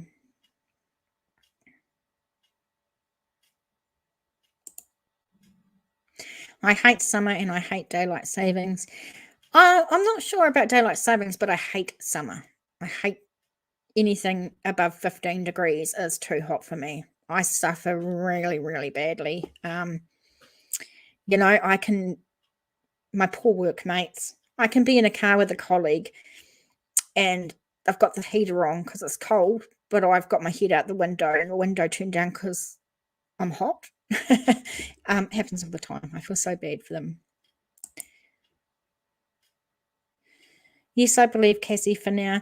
Yeah, you know, there's a lot of points, Sandcat. Cassie didn't have to come out and say anything. She didn't go, someone mentioned here, she didn't go to a big like media thing and sell her story. She just came out randomly at the protesters and it was all about her children, and that's what really got me. She was talking as a mum for, you know, some of it and saying how much it was distressing her kids, and that's just not what anyone wants. She says she's been cast out from the family a little bit, not in those words, but she says that she doesn't have that much to do with Brian. They were I was going to say birthed, but they were like 9 years apart in age. But then, you know, he came and seen her on September the 1st, so I don't know how that works. She says that the family isn't talking to her, and that's sad if that's true, and that she reckoned that the attorney has sort of thrown her under a bus, and if that's true, that's very sad. You know, so I don't know. I'd like to believe her, but I just don't know. I just don't know. So much we just don't know. Judy, I'm saving and I'll get there. I just love seeing videos of around. Yeah. You know, most of the things I know about America is from watching true crime stories, or at least true crime over the years. I mean, for instance, when I got into true crime and that, I mean, you had the Forensic Files and you have Married to Madness. I think I made that one up. But you have Snapped and you have all these things. They're all American based. So for us Kiwis, for a long time before the internet, if we wanted to watch crime shows, it was Cops or it was other American crime shows. So that's how we got to know America and your laws and everything like that, because we watch all that stuff. Now it's a bit different because of like YouTube and that. We can watch people from all over the world, and I don't tend to watch those programs so much anymore as I do like to get into the true crime community. Rock hounding. What the hell is rock hounding, Judy? And then Sweetly Mordred said that would sound awesome. Well, I don't know, because I don't know what rock hounding is. Sandcat, I wonder why the family is not talking to Cassie. Perhaps she voiced her opinion about Brian and parents helping him. Yeah, well, I mean, God, are the parents talking to anyone? For instance, are they going to be scared because they probably think they've got bugs in their house? So who knows if they're actually talking to anybody. So, and then Cassie at one stage said that she was the black sheep of the family, and that they didn't really, or her and Brian and that didn't necessarily get on all the time. But the thing is, I just keeps going through my head when she says this is I'm the black sheep of the family. They don't really talk to me. I don't really socialize with them that much. La-di-da. Well, hang on. Brian came to your house the 1st of September when he first came back, and you went to Fort DeSoto on the 6th with Brian and your parents to have s'mores. So if you were the black sheep of the family and you didn't see them that often and you didn't see Brian that often, why were you there? Why was Cassie there? Why did they include her? That's just more my thought anyway.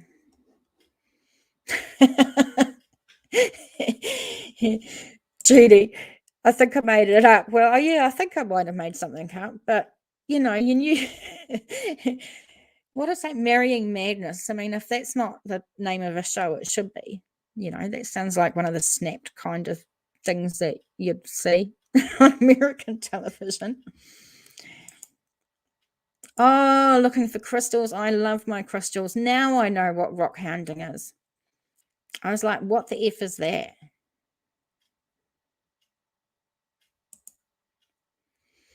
I didn't think of the house being bugged. Well, that's my thoughts. Is that's why they went to camp or Fort DeSoto anyway, is so that they had somewhere to go and talk and plan what they were going to do and plan his escape or whatever. And they knew that they weren't being bugged, so they could have a good open conversation about it. That's why I think they went to Fort DeSoto. That's just my thought.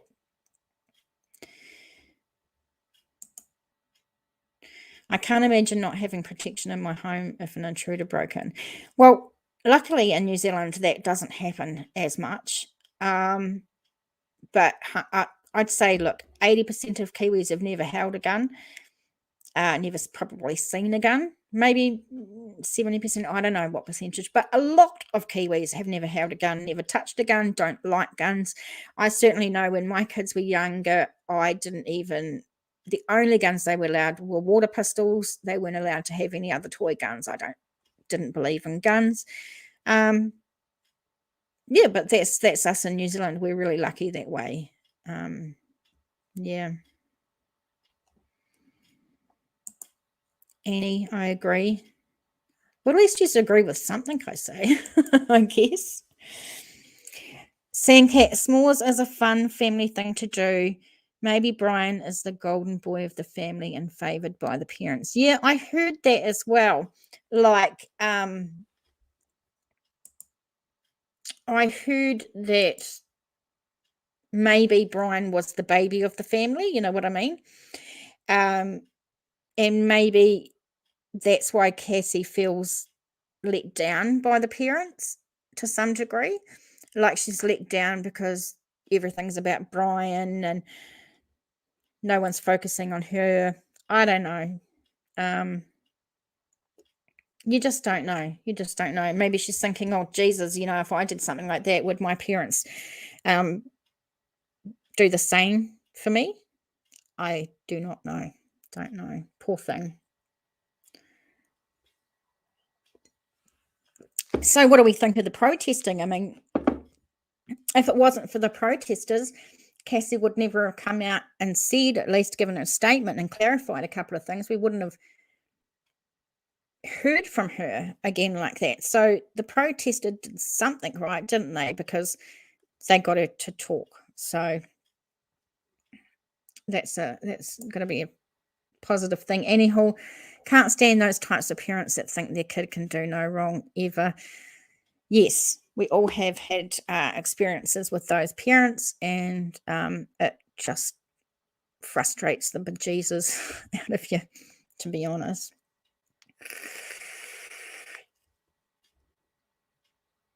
So, Kimberly, can I ask, do you have a gun? Don't you get scared that, like, if an intruder come in your house? I don't know. This is what I just think about guns anyway. Because I would be so shit at handling a gun and not knowing how to use it, by the time I unlocked wherever it was from and then unlocked bullets and put them in, the intruder would have grabbed the gun off me and shoot me with it. Maybe. I don't know. That's what I just think anyway, because we're not a gun country. I mean, our police don't have sidearms. They don't carry them. Although we have had a rise in gun crime lately in New Zealand, I must say that. What do you guys think in New Zealand about the guns anyway? Julie, I can only imagine what a gunshot would feel like, but I did win a paintball comp for my 50th birthday. Woohoo! Well done, you. Then had to be rescued because the young lads were upset. Firstly, 50 and going to paintball, just going to paintball full stop is pretty fucking cool, because apparently it hurts like nobody's business. And I've got like over 30 something tattoos, but I don't think I could get hit by a paintball. I think it would hurt. So well done, Julie, for doing that. That's awesome. So we're getting a bit off track with talking about guns and that, but you know, I don't really care, to be honest. If you want to talk about something, talk about it.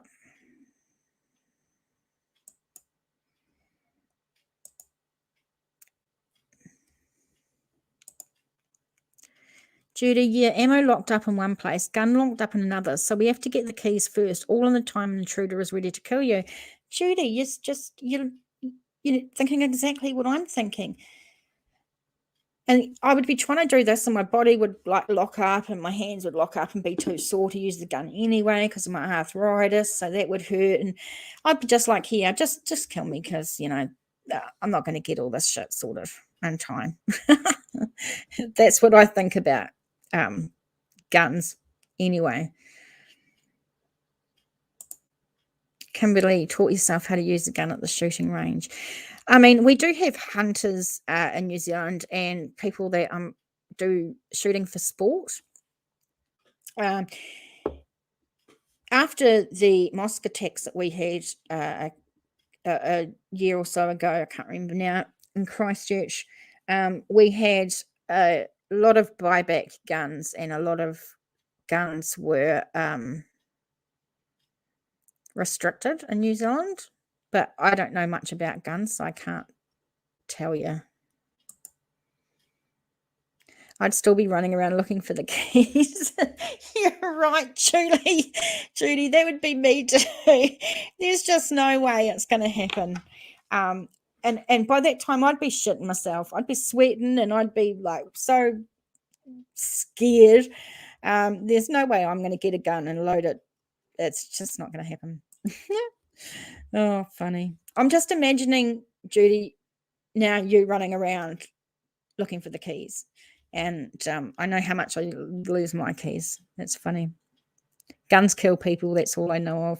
Yes. Yes. You have to have a permit to carry a gun here. So, Kimberly, to get a permit for a gun, do you have to undergo any background checks, mental health checks, police checks, any checks to get a gun or a permit to carry a gun? I don't want to say actually, like, I feel that's a funny thing to say, a mental health check. But yeah, we'll just go with that. But do you have to get some sort of checks done to get a permit in your state? So what do you think the news is going to be tomorrow? So every day, whether it's a plane flying over from TikTok users to sightings, to Dog the Bounty Hunter giving an update, this funny attorney giving an update, everything, like every day there's just a little bit more, or the laundries were doing their gardening today, or we think we saw a canoe in their backyard, or there's just something every single day. There's a little tidbit, and we're all sitting on the edge of our seats wondering. So what do you think's next? What do you think is going to come out? Do you think he's going to be found soon? Do you think it's going to be a cold case? Where do you see this going? Judy, we almost need a bell check to have a gun here. You're absolutely right. That's what I was saying. What sort of checks do they do over there? Because we need, yeah. Kimberly, I've never had to pick up this gun in my home, but if someone came in and tried to hurt my kids, they are going to wish they never came to my house. I would say that too, but me and Judy, we wouldn't make it. We wouldn't be able to find the keys. Just saying. And he says, yeah, every morning there's some new drama. That was weird, being gardening during all this. I did find that really weird. They're just, the protesters are outside on their bullhorns and whatever, yelling and looking to see if the curtains move and thinking that the laundries are all held up in their house, all scared, and listening to them. No, they're at the back gardening. They're all cool. They're doing the spot of gardening. I just thought that was really, really weird. It was weird. Sandcat, I hope Dog finds him. That would be crazy. That would be crazy. That would be crazy. We were talking about this a bit earlier on, Sandcat. I don't know if you were in here. But you know how it is said that Dog was the one who brought to light the fact that the family went to Fort DeSoto campground before the FBI, right? And then the FBI had to come up and say something. Let me get that off here. How do I get that? So, did the FBI actually already know that the family went to Fort DeSoto campground and they just weren't telling us? They weren't telling anyone because the FBI don't tell everyone their shit and what they're doing and how their investigation's going.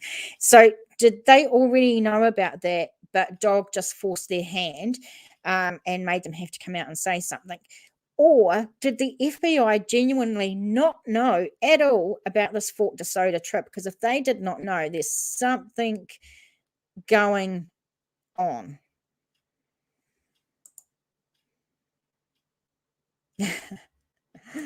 Oh, bless you.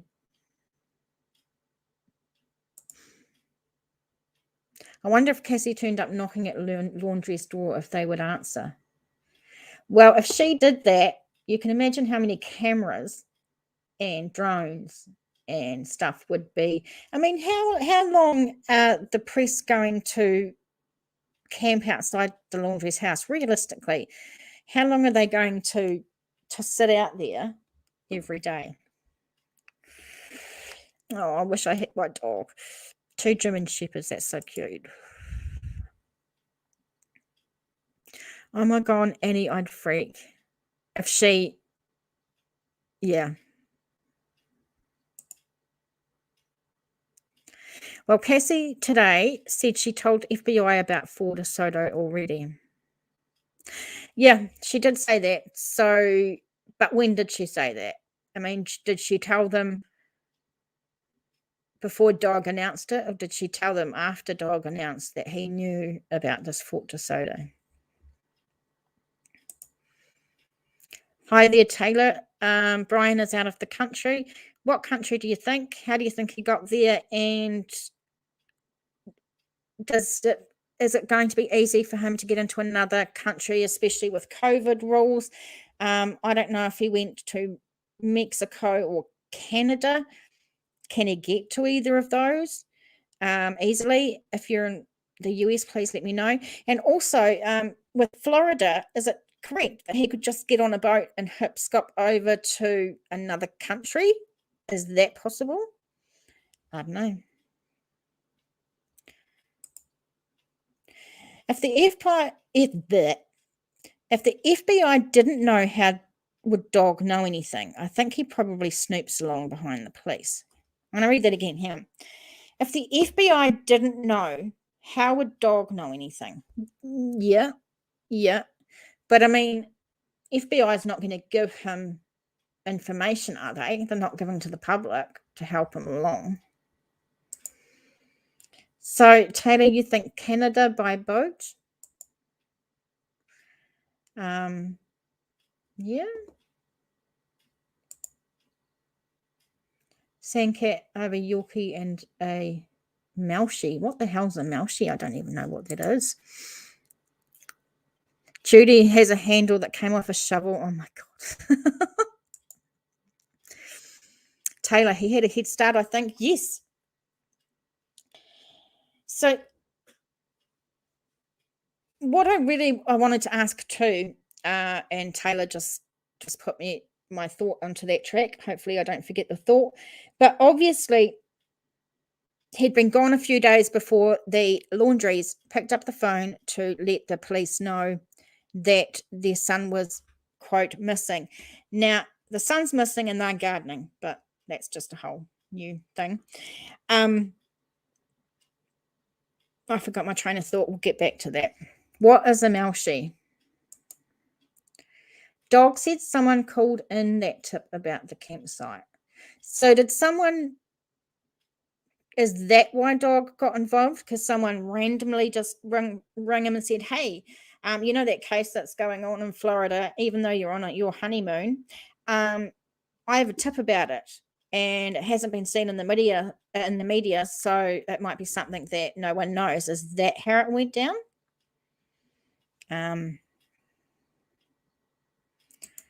You're not being ignorant, Judy. I needed to know what a Melshi was. E2.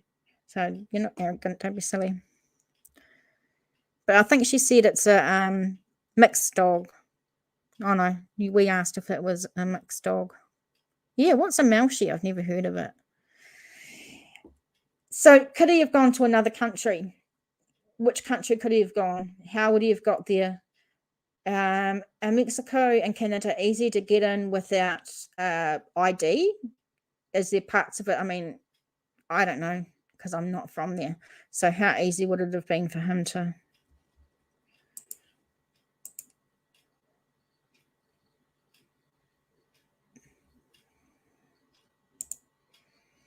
So a Melshi is a Maltese and Shih Tzu.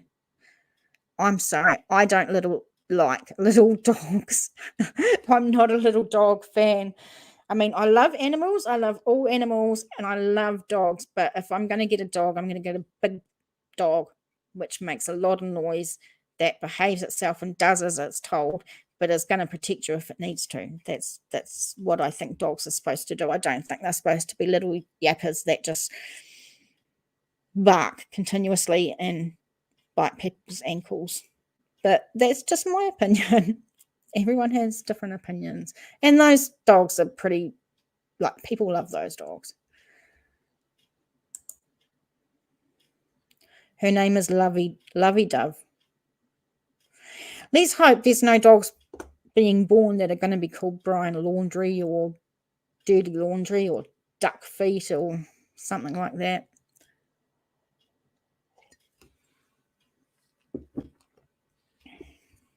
I'm just checking that. Annie Hall says, the thing is, what was his end game plan?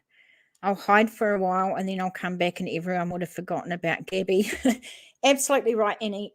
So, I mean, they had to go to the campground to finalise their plan because they couldn't stay in the house thinking it may be bugged. That's why I believe they went out there.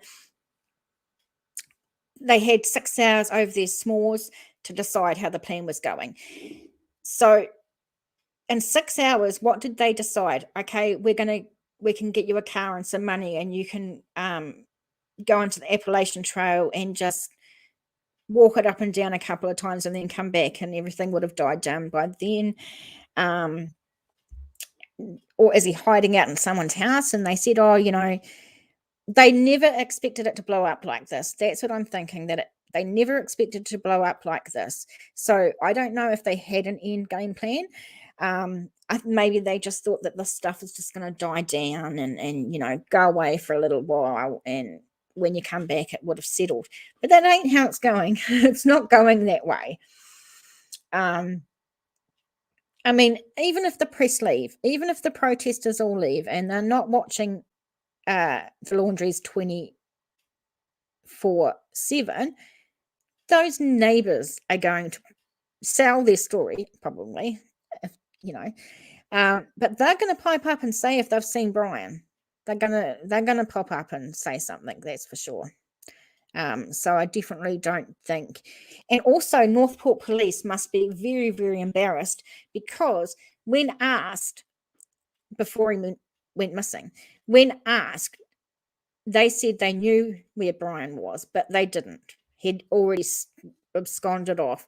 So I don't think they are going to let him just cruise on in under the radar and go home to see mummy and daddy in a couple of months and look like dicks again.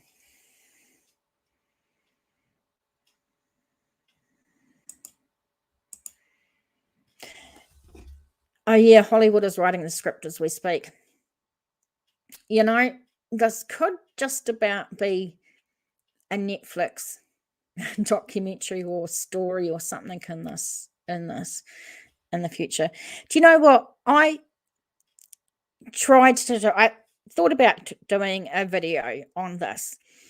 But every time I've kind of felt like I would get to a certain point, say I'd go like, so this is all the information that's happened in this case up until today.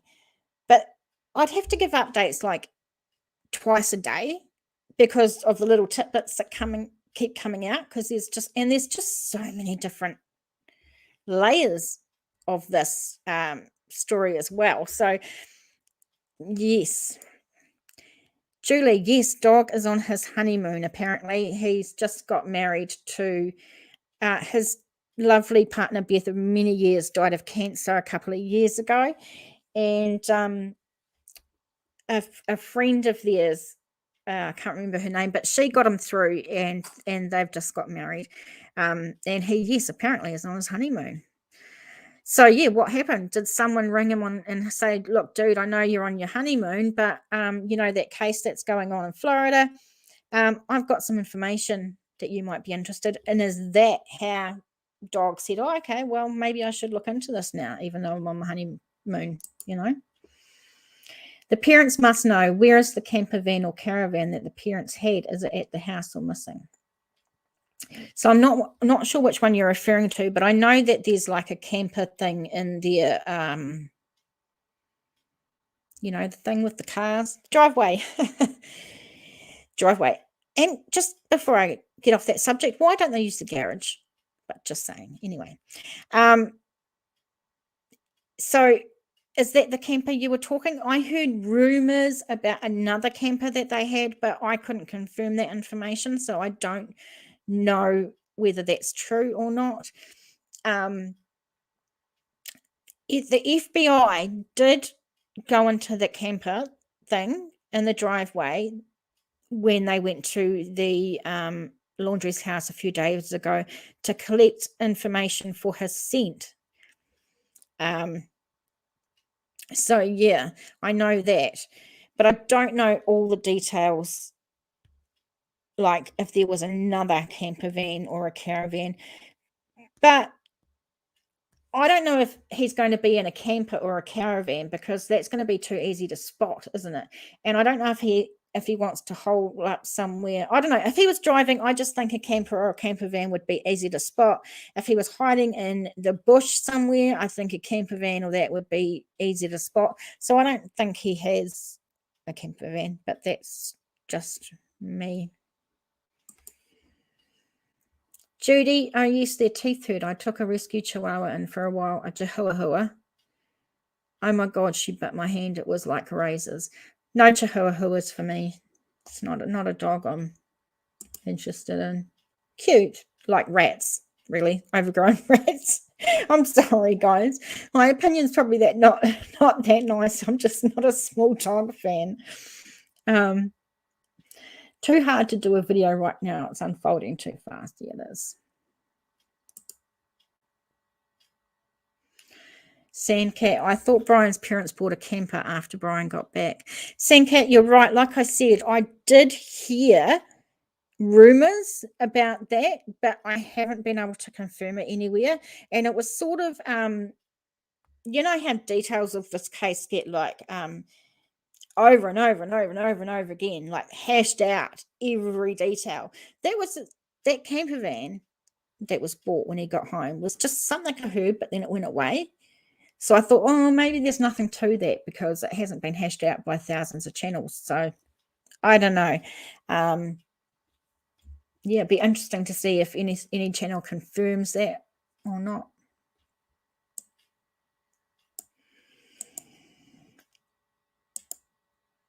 Annie, oh, to be a fly on the wall.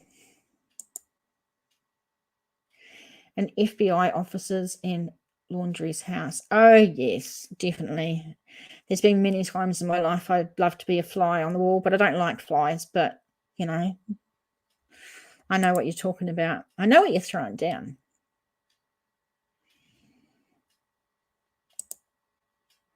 John, welcome to New Zealand Mysteries. I haven't seen you before. I'm TJ. John says, maybe a bike gang killed GAbby and threatened Laundry, so he's running and hiding in fear. Well, I mean, I'm not sure about a bike gang, you know, because we would have known if there was a bike gang in the national park and we would have heard about them on the highway somewhere or something like that. But, yeah, did someone else kill GAbby and he was threatened? I mean, but we don't know. There's a possibility. I don't think it's a high possibility, but that might have happened. And so he's running or hiding in fear. I honestly don't know how to. I mean, it's a possibility, right? Because we don't know the truth. We don't even know how GAbby died here. There's a possibility that any possibility is a possibility. Do you know what I mean? But, you know, we have to go with probability rather than possibility, I think. And yeah, I understand what you're saying, John, the idea he's guilty when he hasn't been charged, because you are innocent till proven guilty at a court of law. I understand. And it's a good thing to think about. Are we condemning a person who isn't guilty? But there's so much red flags, and it just seems odd. It seems odd that he's running if he didn't do anything wrong, and his parents are not saying anything even to law enforcement if he hasn't done anything wrong. I think that's what is making people think that he must have done something wrong, because if he didn't, why is he making this so damn hard on himself and his family? He must be doing this for a reason, and I think that's what people think, John. And I think, yeah. But I understand. It's supposed to be innocent till proven guilty. I'm glad he is a partner again. Oh, yeah. And he seems really happy. And I seen an interview, and apparently she really helped him after his wife died. So, because if they do, it's lights out. I'm not quite sure what you mean by that. I mean, I'm not dismissing your thoughts there, John. I'm just thinking of how people are thinking. And Also, I'm in New Zealand, so I can't say with 100% certainty that the way I would think would be the same as Americans, or I don't claim to know what Americans are thinking. I'm just thinking, oh, I've got you. So you think they've been threatened and they can't talk. It's a possibility. It's definitely a possibility. Everyone has to come up on their own ideas of what's happened with the information we have available. And we don't have a lot of information available. That's the thing. We have red flags. We have him and GAbby being pulled up in an argument. We have witnesses seeing him hitting GAbby. That was what the witnesses, 2 independent witnesses, said. We have them having arguments. Then we find her dead. He turns up without her. There's so many things that balance the probabilities to the fact that he is guilty of something, and that's why he's running. But John, you're welcome to your opinion. Absolutely. If Brian is innocent, he needs to stop running and tell what he knows. He is looking very guilty right now. Too many coincidences, and I don't believe in coincidences. This is what I agree, Sandcat. He's making himself look guilty, and the family are making themselves look guilty as well. Yeah. Annie Hall, she was crying and they were fighting the last day she was seen alive. Yeah. Judy says, okay, I understand. Now 2 things for that, John. I just told you why he can't tell what he knows. Well, you're just making an assumption though, John, just like we're making assumptions, and you've got your opinion on what all this means with the information that we have, and then other people have got their opinions of what happened with the information that is out there. And in your minds, he's saying that in our minds, he's guilty. I find it hard to understand if he wasn't guilty of something, why is he running? Why isn't his family talking? That's what it is.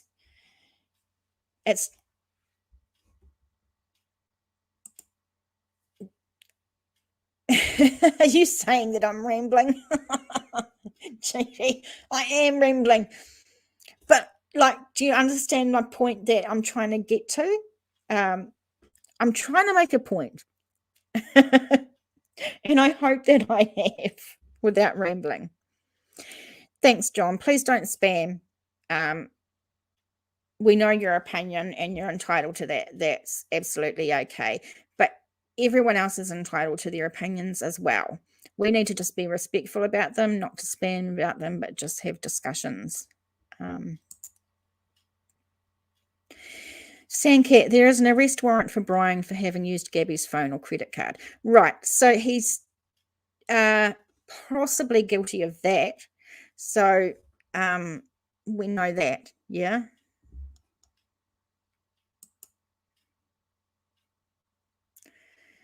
Judy, John, this isn't an attacking channel. No, definitely not. No attacking. We just want to debate things, work them out.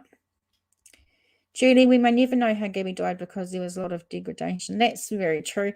I mean, there could be several reasons why they haven't released a cause of death. Maybe they don't know. I mean, if she was warning if you don't like gruesome stuff, but let's say she was strangled, for instance.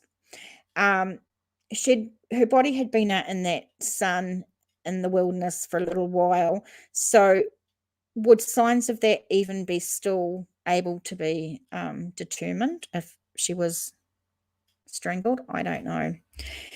But they may be keeping it to themselves to protect the integrity of the case as well. So he is a wanted man and he will be arrested. Well, he is wanted for that charge, that's for sure. No, there is no arrest warrant for murder. At this stage, you're right. Absolutely. So the cops know something we don't. Well, I think hopefully the FBI know a lot more than we do.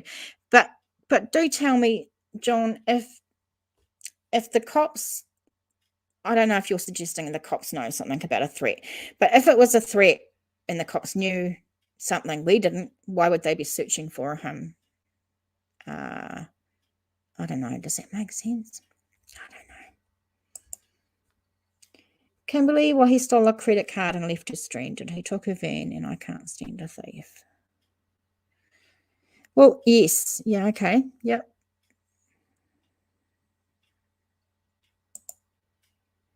Sometimes the bone can be broken in strangulation. Oh, the hyoid bone or something like that. Yeah.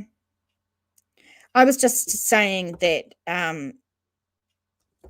wondering for the reasons that they wouldn't release the cause of death. Well, it could be what John said, because it was done by someone else, maybe a gang or whatever. It could be that, or it couldn't be because they couldn't figure out her cause of death. Or is it because they want to protect the integrity of the case, and that's why not releasing the cause of death? I guess it could be anything, couldn't it? I wonder if he accidentally killed poor Gabby, got too angry and lost it. I mean, absolutely, because we have to start. If we believe, okay, let's start again. You have to figure out why there's no murder charge, John. I understand what you mean by that. There is no murder charge as yet. But that does not mean that maybe the feds are trying to get all their ducks in a row.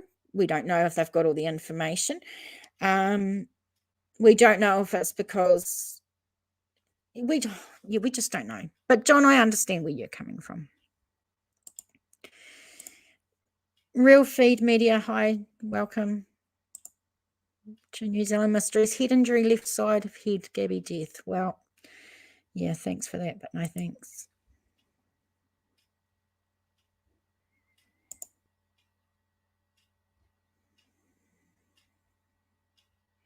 Well, he is a person of interest in a murder, correct? Yes, he is. You're right about that. An expert said on US TV other night that they are keeping cause of death to themselves until they catch him, so they can interview him without him knowing what they know. Absolutely, Annie. So that's goes into protecting the integrity of the case, doesn't it? And a lot of people hold that view. Absolutely. Sandcat, no murder charge perhaps means not enough evidence. Yes, that could mean exactly not enough evidence for a murder. Because remember, it could be murder, or it could be manslaughter.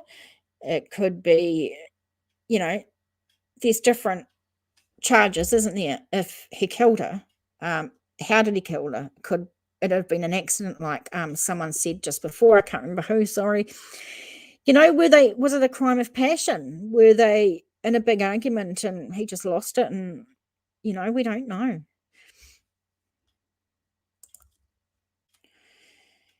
I don't know what person of interest means. So some of you some of you Americans, what does the difference of person of interest mean, or what does that mean in US? Can someone describe that for us?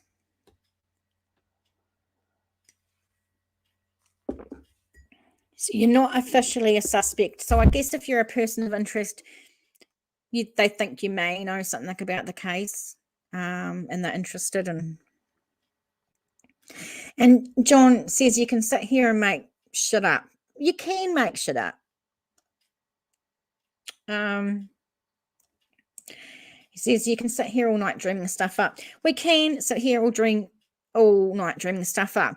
But what we're trying to do is figure out things on the information that we have on the basis of probability, I guess. And that's what we're trying to do. Did you all notice at the end of her last video on YouTube when she says, and Brian's doing yoga, then she looked back at him again, something wasn't right? No, I didn't see that. They can't say suspect because they get sued. I don't know that, John. I'm not sure of that. I'm in New Zealand and we don't sue in New Zealand, so it's not something that we have to think about or worry about. We laugh at Americans suing each other for random stuff, everything. So I'm not sure about that. Yeah, someone else might be able to enlighten me. Sandcat says, I think the police are suspecting him of murder. Why else are they searching for Brian day and night? They are not looking for anyone else, are they? Yeah, so it seems a lot of resources. I mean, this has gone into the millions, this search. It seems a lot of money, a lot of resources and everything for a guy that's just missing. Because, you know, he's just a missing person. And yeah. Can someone get rid of John? I don't know if there's any mods in here. I can't tell on Streamlabs. Colorblind in Streamlabs. So are they using all these resources for just a missing person? They're not looking for anything else, like Sandcat has just said. So are the police suspecting, or the feds suspecting him of murder, and that's why they're throwing all this money and resources, I mean, it's been weeks now, into this, and it's not just the police, it's the feds, you know, this is serious shit. They're doing all this for a man that's not suspected of murder? Yeah. Good point.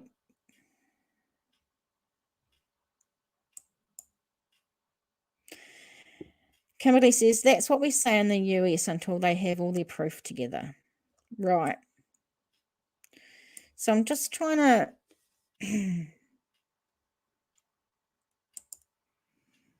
I don't know. I can't see if anyone's mods because for some reason I can't actually get into my lives on YouTube. I can only get into it through Streamlabs. Sorry. I wander off when I'm trying to sort out stuff.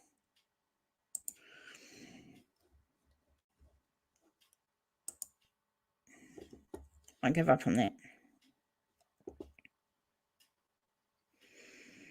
And I've seen it quite often on US TV shows where they'll just use some small charge or some little charge just to have somebody come in, or while they're working on a bigger charge and getting all the facts for a bigger charge or something like that. I think it happens quite often. I don't think it's out of the ordinary, that's for sure. What the crazy thing is about being in New Zealand is I'll go to bed and there's not, you know, there's only a few YouTubers talking about it because everyone's asleep over on that side of the world. And then I'll wake up in the morning and it's going nanas because it must be like lunchtime over there.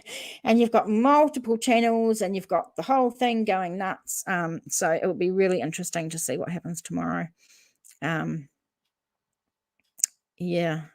But I'm going to have to get off soon, guys. You know, I have never done a live this long. Is it we or will? Sorry. Amazing how much publicity this investigation. Absolutely. We were talking about that at some stage as well. And, you know, is it all the mystery and intrigue, and because we're all putting it together, if you know what, you know, we're all putting the pieces, the puzzle day by day, and like the whole world through social media and media is doing it at the same time. So we all feel connected in some way to this case and invested in it. it because we're sharing this with so many people, you know, every little tidbit. It's I mean, it is crazy, but you know, if it goes cold or something happens, we'll move on to another one. That's the way the world goes. But it is crazy. Kimberly, I think the parents will be arrested soon. But what for? Kimberly, what could they be arrested for? Not only is it their, I think, Fifth Amendment right to silence, but I think that there's some other law that maybe it was you, I don't know, someone told me about where they don't have to report on their children or something. Someone else was saying that earlier on. So what can the parents be arrested for?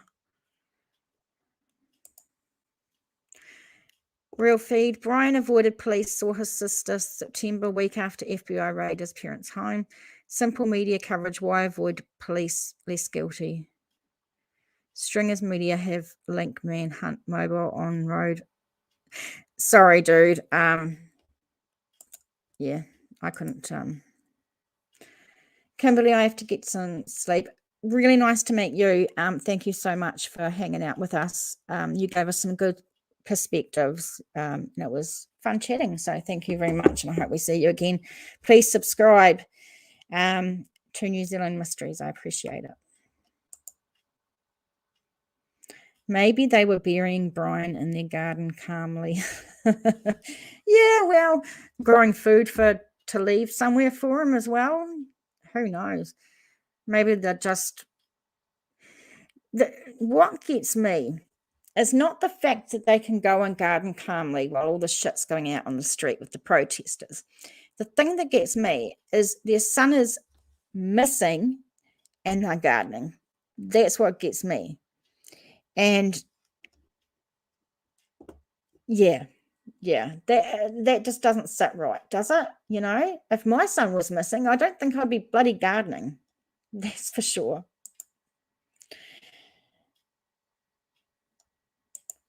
Hindering the case. Hindering what case, though?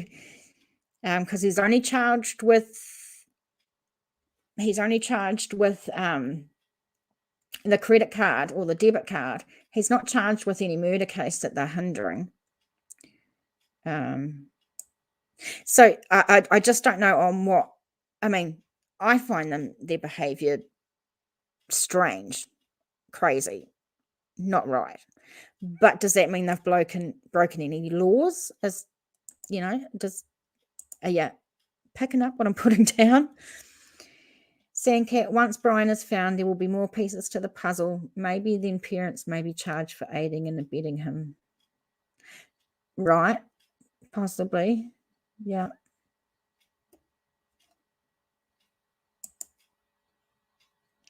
Yes, their behavior is just so weird. We can all agree. I mean, the whole world agrees that their behavior is weird.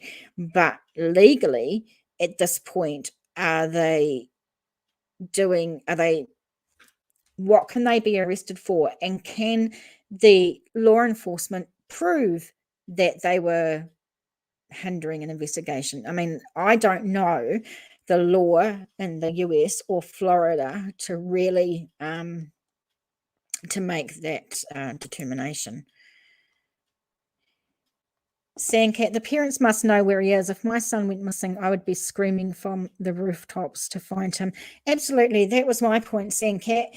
I just find it so damn strange that, I mean, God, how did they know to go and pick his car up out in the Carlton Reserve?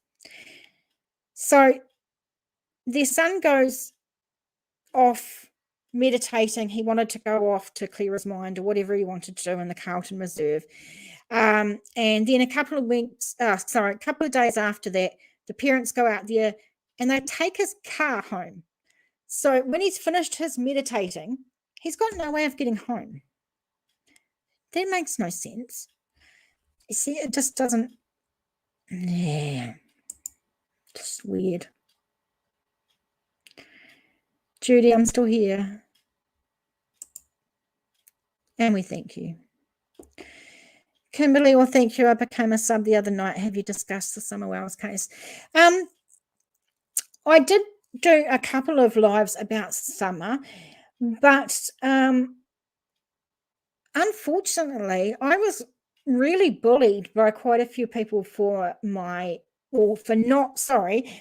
having an opinion. I got bullied for having no opinion because I said I don't know what's happened to her, but because I wasn't dumping on Don Wells the way people wanted me to, or I didn't have the same opinion as a multitude of others, I got really bullied and slammed for that quite a bit. So I ended up taking some lives down because it just shouldn't have gone that way. Annie, I'm wondering how they talk to each other inside their home. They must write notes to each other. Surely house bugged. Oh, well, I was just saying, I was just wondering, okay, I believe that they went camping on the 6th to get out of the house because they probably wanted to do their escape Brian laundry plan, and they didn't want to do it inside the house because they thought it might be bugged. So that was my point. So if they thought the house was bugged, do they still think it's bugged? When they go outside to do their gardening, is that when they have their discussions? Because it could be bugged. I mean, the FBI has been in there a few times now. Hey, Judy, I'm loving your channel. Thank you so much.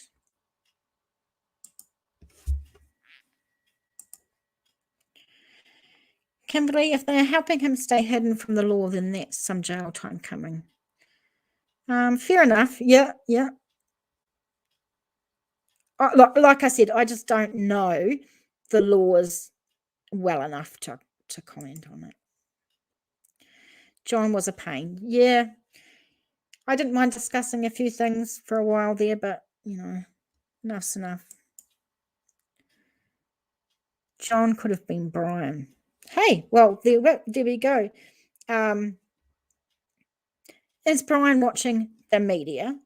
Is Brian watching Twitter and YouTube and Facebook and the news channels? I mean, the news channels in Florida are going round and round in circles discussing everything.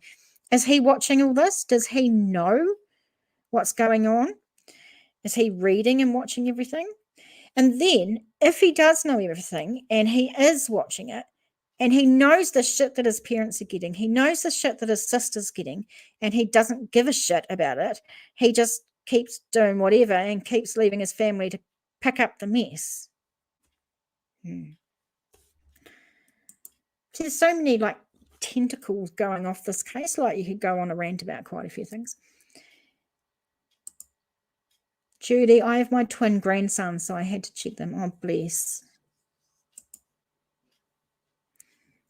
Could have been Brian. You just never know, do you? I find it hard to believe he could hide and play in sight so easily. When everyone is looking for him, he must be getting assistance and bunkered down somewhere. I have to put the jug on. But two things. Can he hide so easily in plain sight? Well, because first, all he has to do is a couple of things to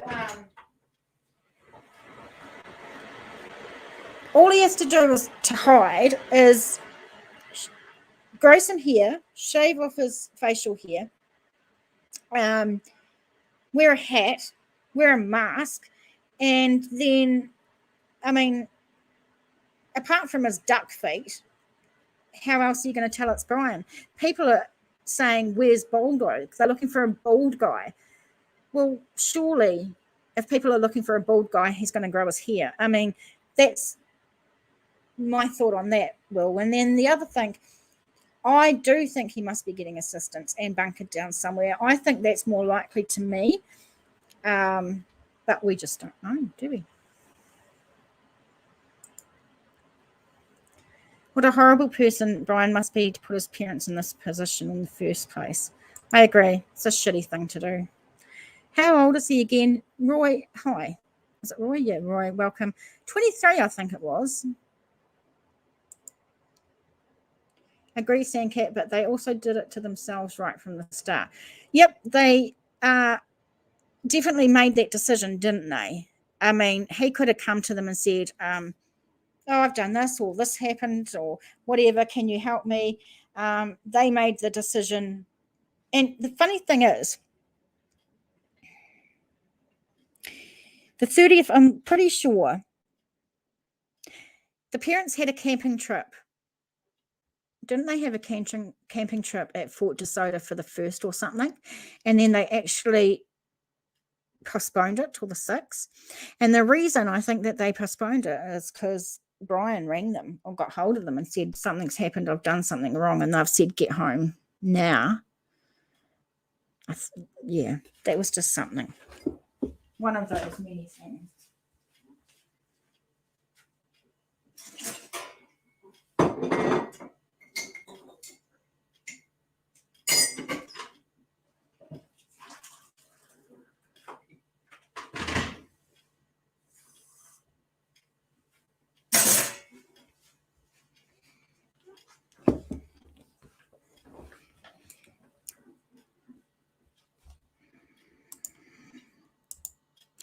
Judy, I believe it's, oh, where'd you go? Come back, Judy. I believe it's probable that someone is helping him.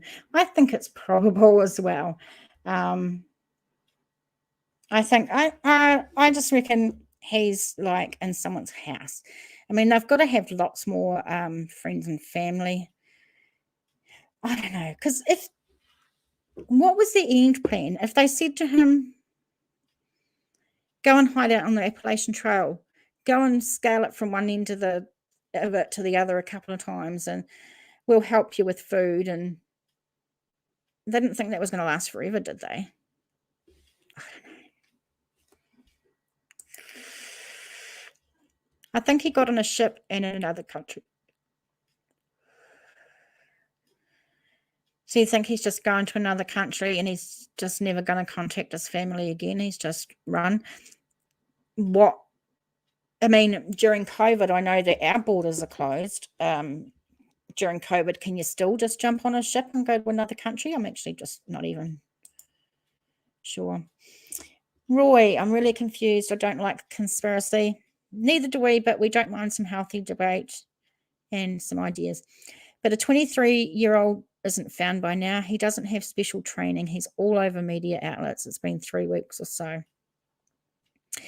Yeah, I agree. That's why I wonder if he's like in someone's house right now. And he's like, yeah, being hidden that way. But, you know, some cases do go cold. There's a lot of cold cases and they go cold. People go missing in the, you know, in forests and trails and that in America all the time. And we don't know for years what's happened to them. Strange things do happen. I hope that's not the case. I hope he's found. Customs would have got him. That's why I was wondering, Roy. Is it just that easy to jump on a boat to another country without ID? I'm not sure from there. Maybe I read it wrong, but I thought Brian went on a camping trip with parents, or like you said, TJ, were the parents camping and then they picked him up. You know what? So I think they had Fort DeSoto booked for the 1st, but they rang up and postponed it till the 6th and 7th, or the 5th and 6th, 7th, or around that time.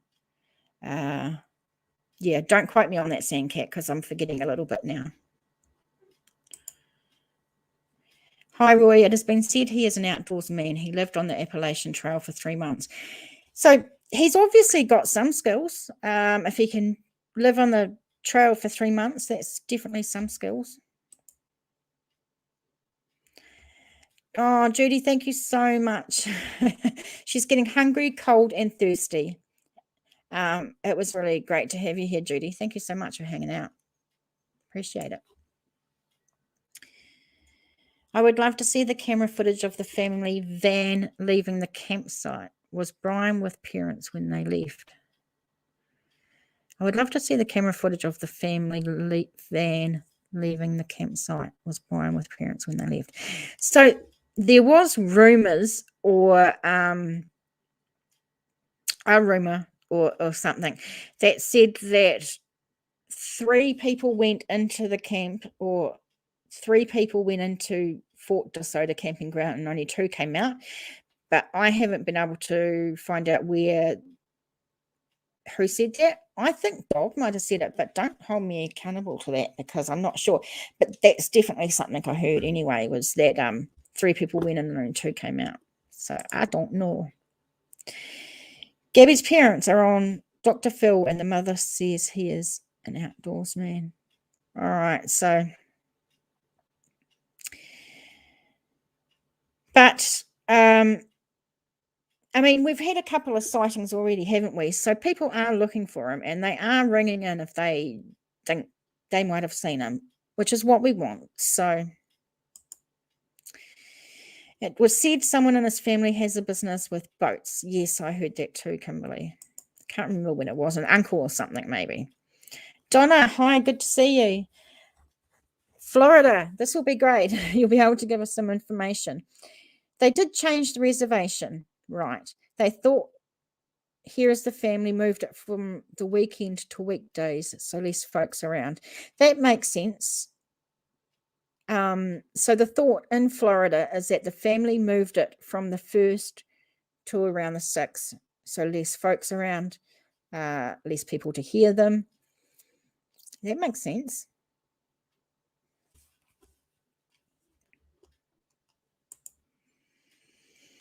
And he says, if no one saw him since the 7th or 8th, after the camping trip, he left way before the supposed date that his parents said. I think everybody thinks that he had gone and got a head start. He was gone a while before the parents rang and said he was missing. I'll tell you what, one of the funny things that's come out, or the weird things that's come out that I've noticed, is they don't want any help from law enforcement. They're not going to give any help to law enforcement about Gabby or where Gabby was or anything to do with that. But there was something like 30 to 40 911 calls made from the laundry's home to law enforcement. They called it on the protesters. They called them because someone was knocking. When Dog knocked at the door, they called the police then. They called police so many times for different things, which just really I find so strange. They don't want to help law enforcement to find Gabby or help Gabby's family, but as soon as things are a bit fudgy, they start like calling the police for themselves. I find that a bit weird. But I mean, this whole case is weird, isn't it? Yeah, you could just get stuck in it for hours, like we've been doing nearly 3 hours, and we're still on it.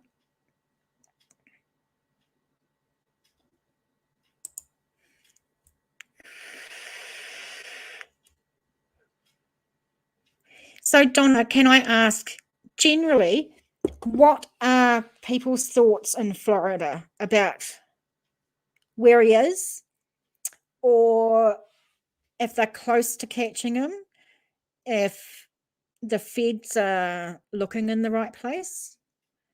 Can you give us some thoughts from your perspective?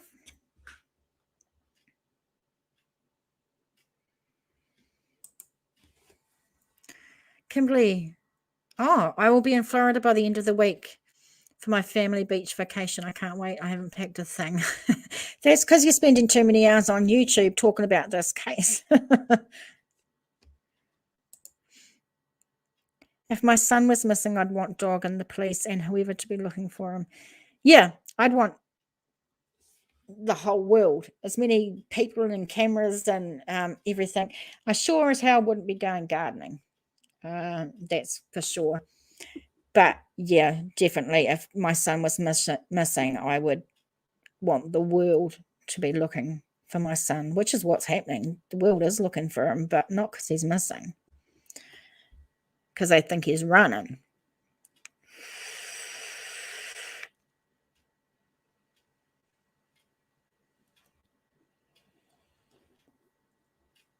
And I apologize for vaping, but, you know, I used to be a smoker, a very bad one, and this is healthier. So this is what we've got. The feeling here is confusing. Sightings all over. There is sightings all over, but I think that we want sightings. We want people to ring in. If they think they've seen Brian, we want them to ring in, you know. That's how he's going to be caught, is from a member of the public, I think, seeing him, and they're going to mess up at some time, and it's going to be a member of the public or the media or something that's going to be there because there's so many eyes on this. And I just feel a little bad that some people, when they report sightings of Brian, are getting bullied and condescended, you know, just made to feel like shit, basically. You can't have it both ways. We want people to report if they've seen this guy. It may be wrong, but if they truly believe, I mean, who knows? There's probably hundreds of sightings that haven't come out in the media. Who knows? But from the ones that we've seen that have come out, I don't think there's that many people, you know. Good night, everyone. See you, Kimberly. Thank you so much for being here. I really appreciated it. It was awesome. Annie, I think you're right that they probably went outside to the garden just so they could speak freely away from bugs. Yeah, I think they go out there too to chat. But now they're going to be thinking, oh, maybe it's not so free out here as we think, because now there's drones flying over us. Yeah. If dog finds them before the FBI, we definitely need to rethink the FBI and place dog for domestic cases. Roy. Obviously, we're from New Zealand, so I can't really speak too much for that. But, you know, I have seen a couple of people online saying that if Dog the bounty hunter catches him before the feds, that they're going to stop paying their taxes. And I thought that was quite fitting. Totally agree on the public going to have a part in his capture. I think so too. I think it's going to be a member of the public that calls in a sighting, and it turns out that it was him. And I think, you know, that it's a very important part to play. So I just worry that people are too scared to come forward with sightings because they're going to be made fun of on social media. I mean, we've had the release of the 911 call for, and another release of a video today of people that have reported sightings, and it's everywhere. It's been analysed, who these people are. Are they good people? Are they bad people? What did they have for breakfast this morning? How many rolls of toilet paper do they use in the week? I mean, if you report a sighting, you're going to get so much you know, attention paid to you, and people might not like the attention. Is that playing a part in not ringing and reporting because they don't want to be caught up in this case? I don't know. I mean, because I thought there would have been more sightings, because I thought that people would want to be a part of this. They would want to have their names in this investigation, but that doesn't seem to be happening. I don't think there's that many sightings have been reported as I would have thought, especially for the fact that he's so generalized looking, bald facial hair, long gangly arms with some hair on his thing, and webbed feet. You know, I think they need to put out I seen Brian Enton today on his Facebook, and he said that he had emailed the FBI to ask them for an up-to-date, proper description of this guy. And he's right, because the FBI really hasn't given out a proper description of this guy. They are looking for this guy. For one, he's missing. For two, he has a charge of using her debit card or credit card or whatever it was. 3, he's a person of interest wanted for questioning on a murder investigation. So if they want the public to help, and they know that the whole world is watching and there's 50 million cameras watching, looking for them and people, you'd think they'd want to give an up-to-date description of what this guy does look like with hair, with no hair, what he might look like with a cap, any distinguishing tattoos. I know he's got tattoos on his hands. Why are they not showing those and what they really are? Why aren't they giving us this information? Why are they not giving us a description of what he's going to look like to help? I don't understand that either. So if anyone has any ideas on that. Sandcat, why is it not anonymous when you report a sighting? Yeah, I don't know, because us Kiwis don't like the media as much as our American counterparts, I think. Or maybe that's just me. But I don't want to be thrust into the media for something or something focused on me, calling into question my integrity and everything, and whether I'm lying or making it up or whether I'm blind or whatever. I don't want that. Roy says that can be if you keep it that way. So, Roy, are you saying that if you ring up and report a sighting that it can be anonymous? Like with the latest 911 call with this dentist guy that's seen him on the Appalachian Trail. His 911 call has been released, and from what I can gather in America, sorry, because I listen to them all, is 911 calls get released all the time. So can you stop them releasing those calls then? Roy says yes, absolutely. So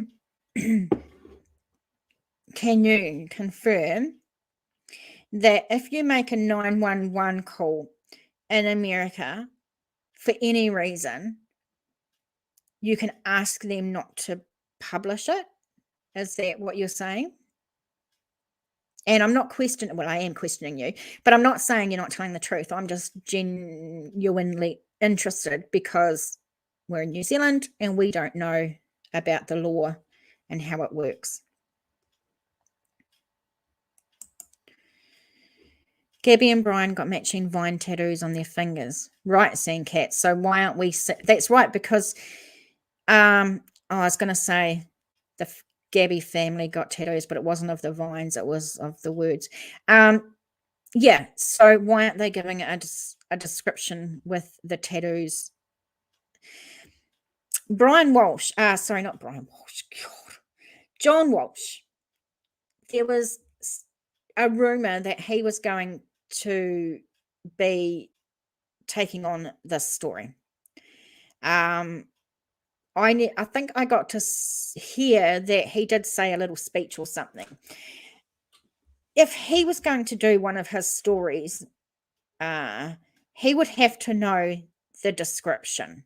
Is that why he's not going further in the case or not doing anything about it on his platform, because the FBI won't give a description? Or because of the lack of information that the authorities are giving, maybe? Donna, yes, you can request it to be anonymous. Oh, awesome. Thanks, Donna. Roy, not to publish your name, yes. Oh, awesome. Thanks, guys. So that's very interesting.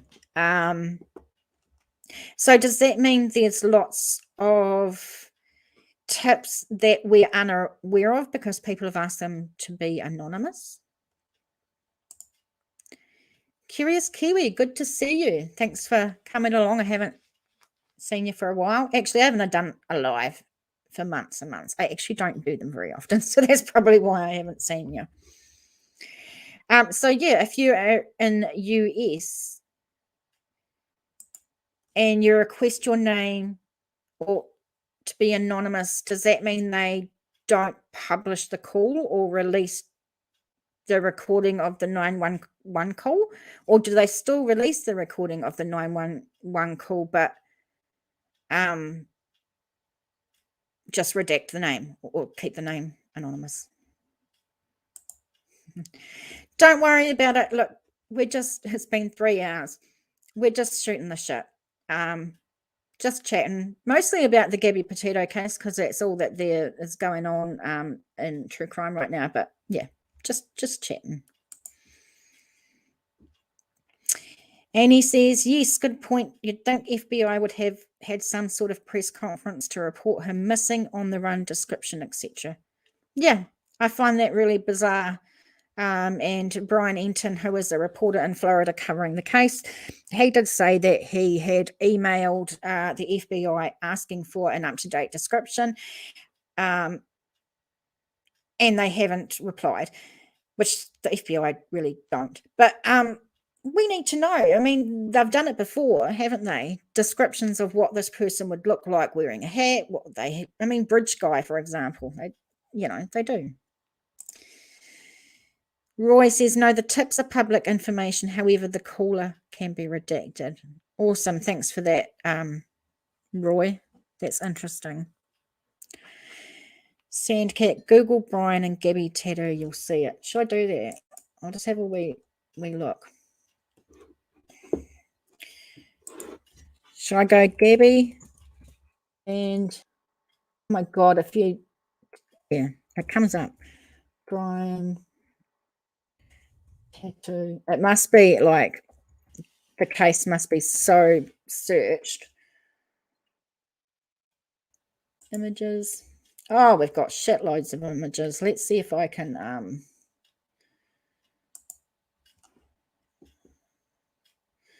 try and put one up in a minute. I'll just see how it goes.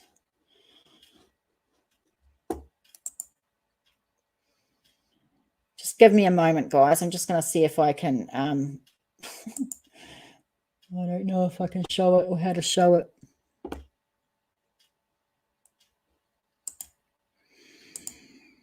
Okay, add to stream. Right, I'm going to add to stream. Oh, what the hell have I done?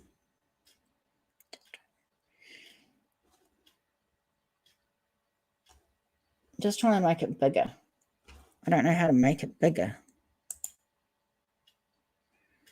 Okay, I don't know if you guys can see these, but here in the right is the matching Vine tattoos. But we shouldn't have to Google them. We should have a description. They should be showing these tattoos so we know what we're looking for. It's bizarre.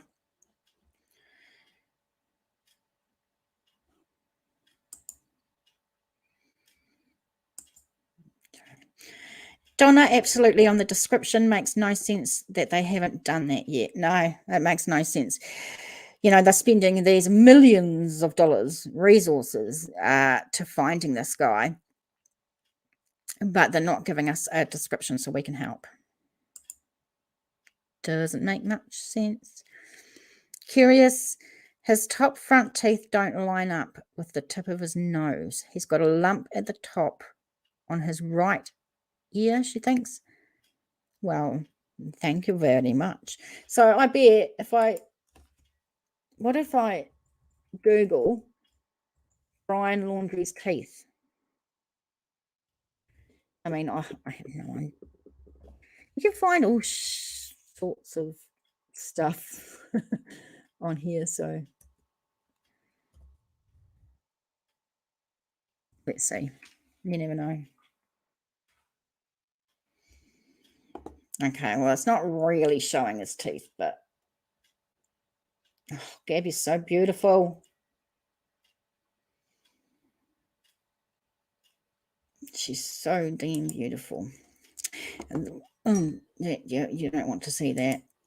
Let's try and take that down. So, Curious, thank you for that. I heard that he's got funny looking ears. I heard something about his teeth as well. I heard something about a scar under one of his eyes. But, we don't need to have all the speculation and social media detectives and sleuths trying to work out what his description is. This should be put out for us. The FBI, the feds should be giving us a description of what this dude might look like. It seems bizarre that they're not doing this. I don't understand.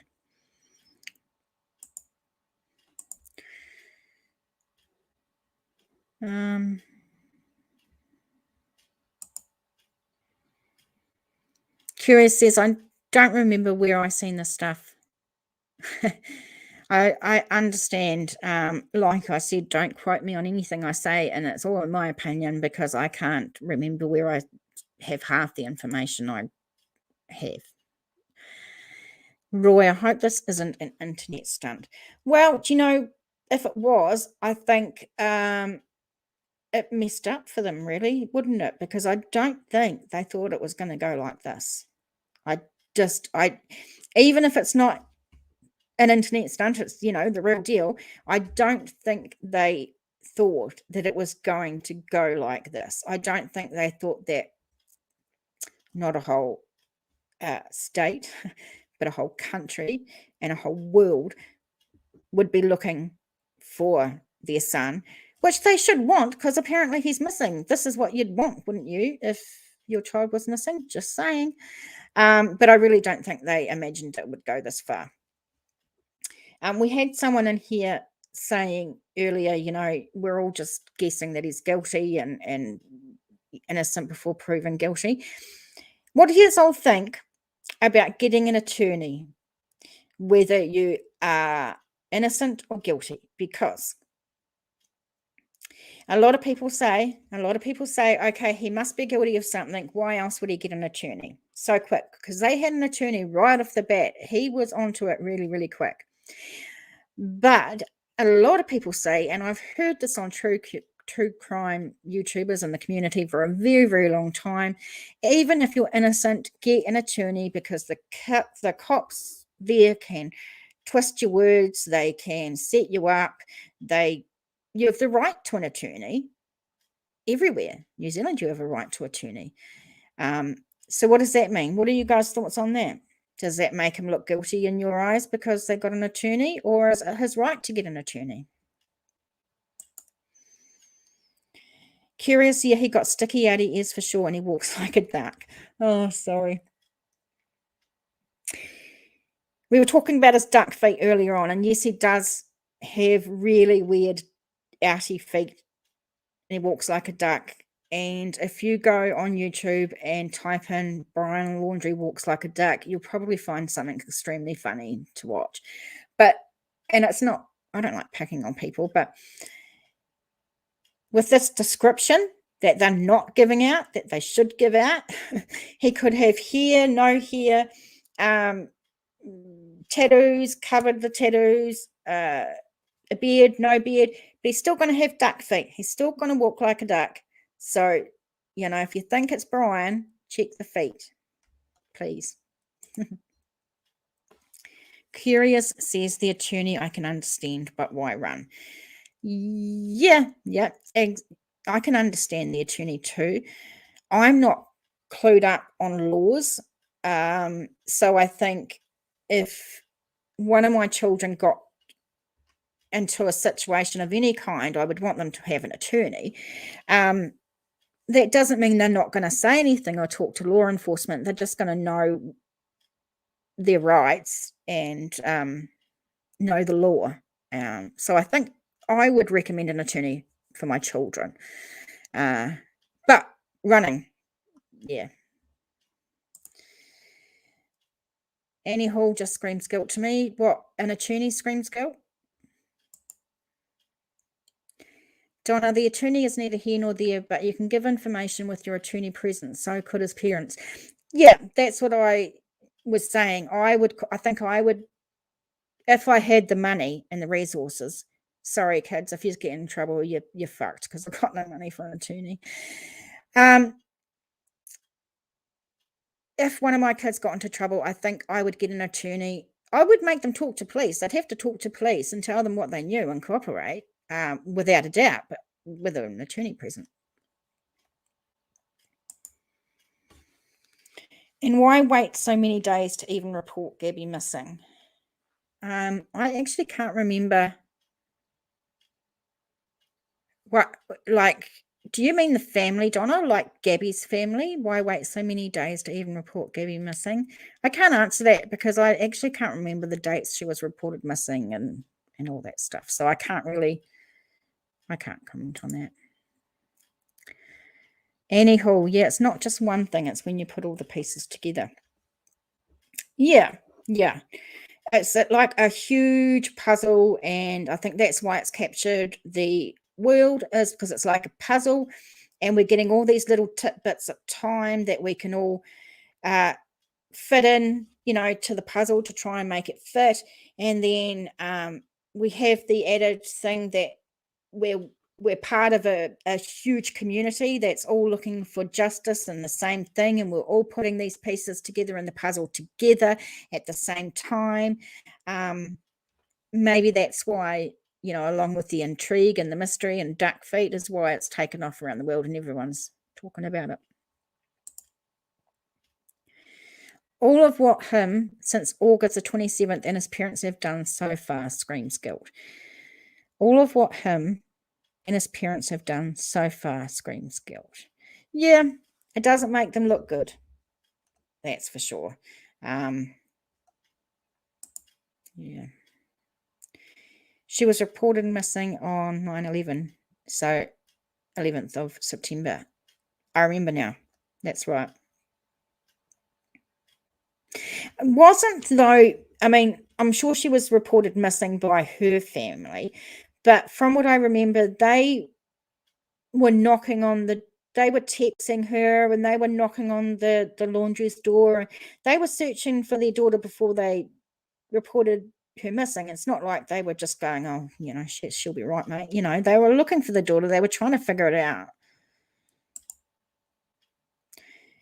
Donna said, no, Brian's family. He was home a few days with Gabby's van before he even reported her missing. Gotcha. Yes.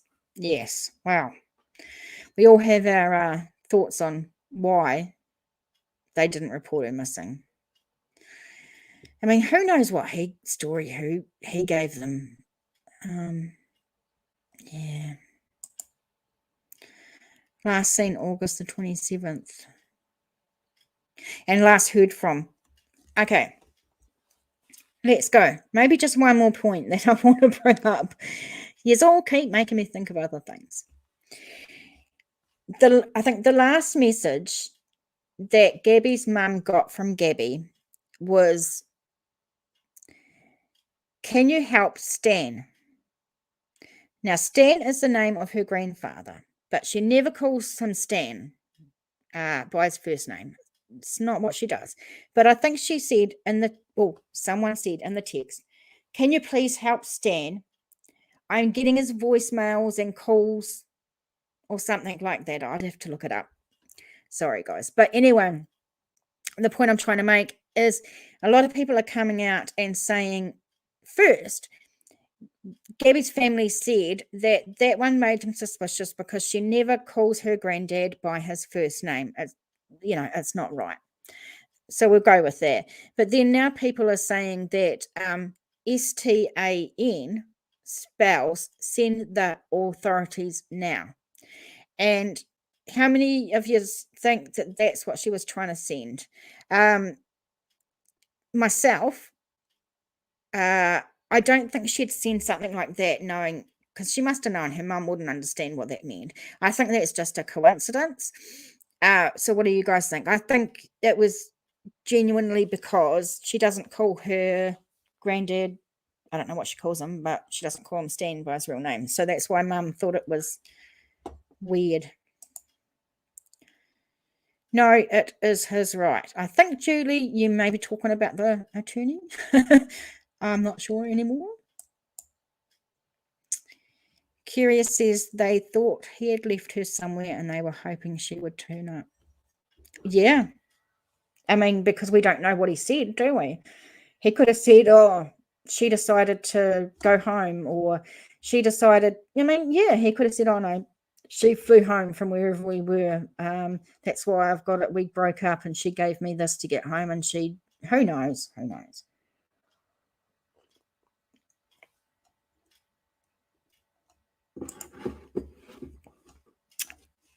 Annie, that Stan message sometime on the 27th, which is also that restaurant drama day and the day the Bethune filmed the van, where her body was found. A lot happened on the 27th.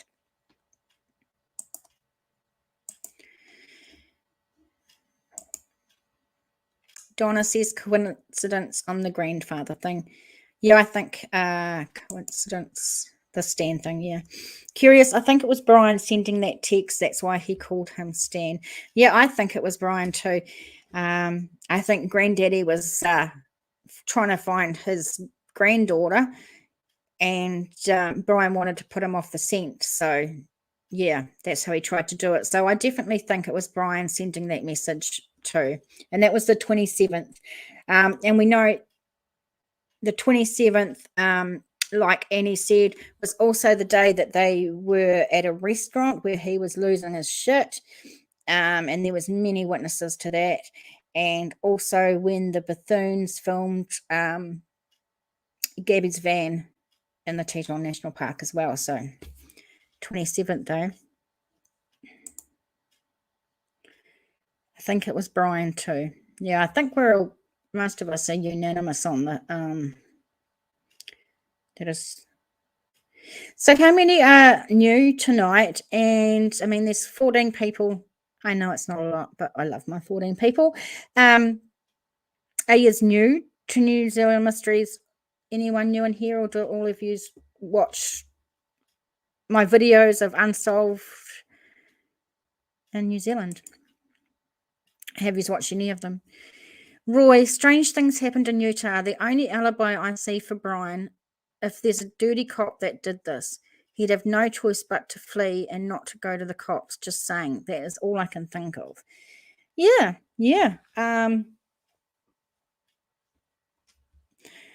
That would be the only choice, wouldn't it? I mean, I know we had a guy in here earlier that said, you know, what if someone else killed Gabby and he got threatened?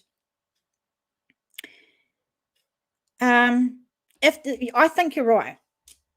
If there was the slightest possibility that it wasn't Brian, and I think what you've just said would make more sense than anything else if it wasn't Brian. But I mean, going on, you know, numbers of probability, you know what I mean? But I understand what you mean though. And so what do we think seriously about the married woman in Utah then?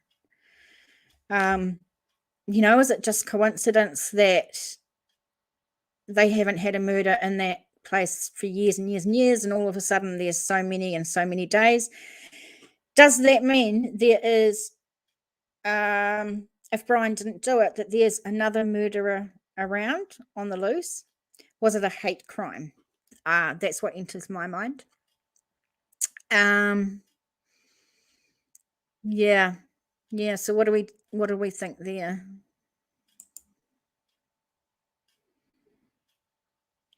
Curious Kiwi, did anyone see True Crime by Natasha Cooper and seen the confusing footprints? Looks like they had a fight after dark, both bare feet. Sorry if this has been discussed. Curious. No, I don't watch her. It's not somebody I watch. And I've never seen any information on footprints. So I can't really help you on that. To be honest, I can't give you any information. I've never seen that theory. So if you want to say more about it, it's not something we've discussed because I don't know about it. Annie, if there was no domestic violence, we may think otherwise. Yeah, I mean, that's just a red flag, isn't it? It's just another nail in the coffin that makes us think on the balance of probabilities that he probably snapped because he was having a pretty bad day and killed her. I mean, with everything that's coming out, yeah. Roy, Utah is home of polygamy. I've been to Utah, very racist, but beautiful outdoors. The most I've seen about Utah is like Real Housewives of Salt Lake City. I know that it's really, really bad. So I don't know much about Utah. I know it's about polygamy. That's probably about the most I know.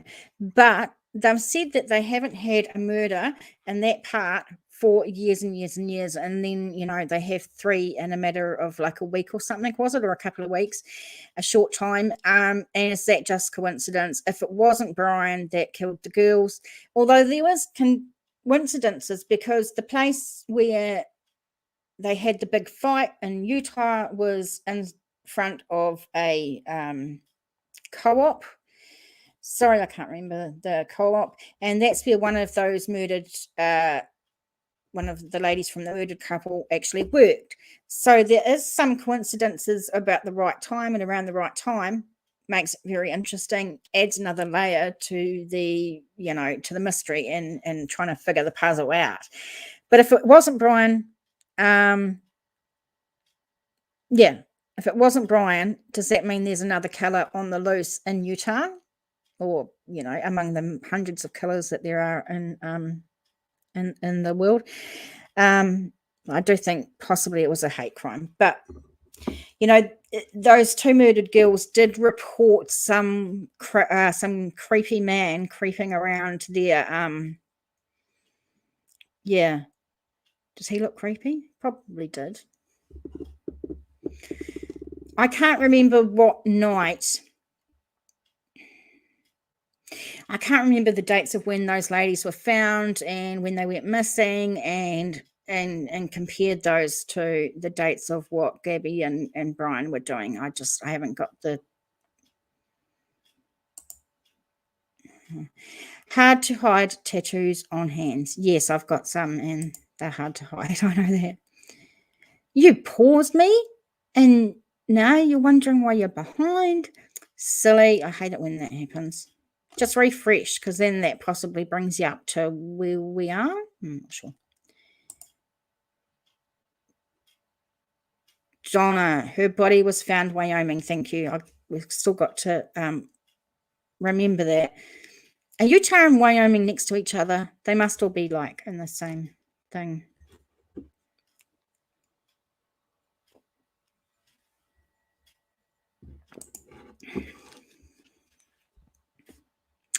Annie, yeah, weird how those girls killed day after. So it was a day after Gabby and Brian had their domestic outside moonflower. Thank you for that, moonflower. I knew it was moon something. Yeah, it is very weird, and if not him, it's very coincidental. Just another layer. Is he running because he murdered 3 people? Who knows? Who knows?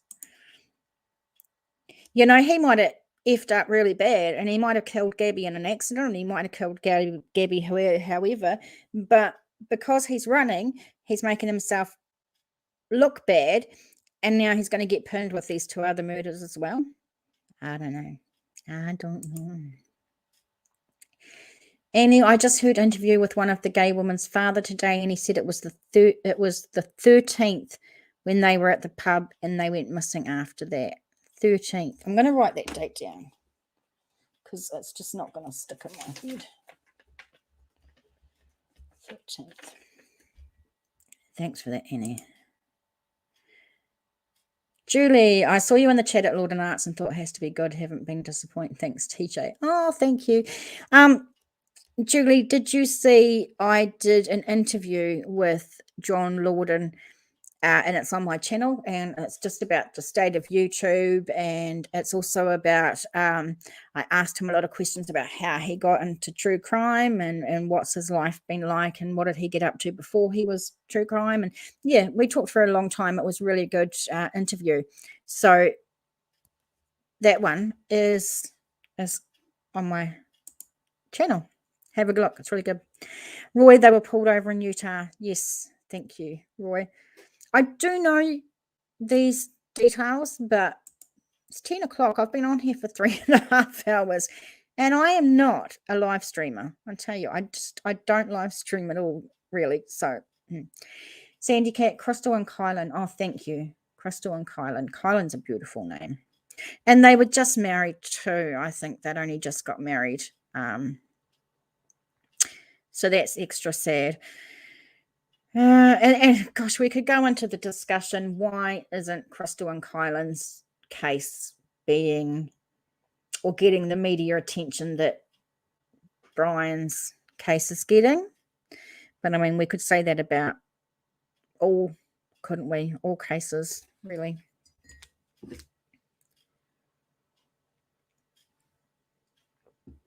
I don't usually like talking about other YouTubers, but I mean, John Lorden, he is one of the reasons I got into YouTube, basically. I didn't know much about YouTube true crime or vloggers. He was the first one I found, and that was when he was doing the Cecil Hotel in Elise Lam case, and I was just like hooked, and I think I binged like for ages all of his stuff, and then I decided I wanted to do a platform for New Zealand unsolved homicides and missing people, and I liked the way he did stuff. I liked the layout of his show, and I liked his morals and his compassion and understanding and all that sort of thing. And I try to really, what would John Lorden do? I guess when I'm YouTubing, I always, yeah, he's great. So the dad said that police did a terrible job and were putting out all the wrong info, saying they were at the pub on Saturday instead of Friday. Very interesting. Thank you. It would be good to actually have a look at that. Julie, they have a broad lot of religions and massive law enforcement because it is so large. But yes, it is known for all the wrong reasons. They have a broad lot of religions. Right. Roy, the police were the only ones aware of the situation and separated them. She was left alone. She should have been left in the hotel. Something just doesn't add up. The police were the only ones aware of the situation and separated them. She was left alone. She should have been left in the hotel. I don't think they could leave her in the hotel because it was her van. I'm pretty sure they couldn't leave him with the van because it was her van and she was the aggressor. So that's why he was put into the hotel.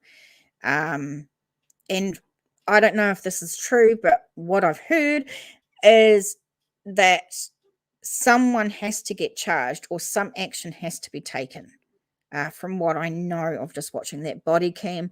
And rather than charge her because they thought that she was the aggressor, that they decided to do this safe haven where someone goes into the hotel. It doesn't matter whether you're male or female in domestic violence, you're either aggressor or the victim. And they chose to believe that Gabby was the aggressor, and that's why Brian was in the hotel.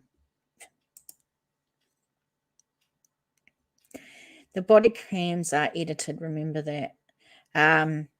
Yeah, I'm not I couldn't tell you much about that because I'm not sure, but the woman, the national park, is she a park ranger? Does she have a body cam? I'm pretty sure she did, and I wonder why that's not out yet. Julie, the couple has been proven to be a separate case. Lorden Arts has done an interview with the dad. Oh, awesome, Julie. I better watch that tomorrow. I've had such headaches. I've been trying to watch YouTube, and I probably haven't been watching the right stuff lately. So I've definitely got to catch up with John Lorden. They both should have been put in a hotel for the night. She was in no state to be left alone. Oh, she was in an awful, awful state. And she wasn't just crying. She was freaked out. She was freaked out. Gosh, it must be so horrible for the family to watch that.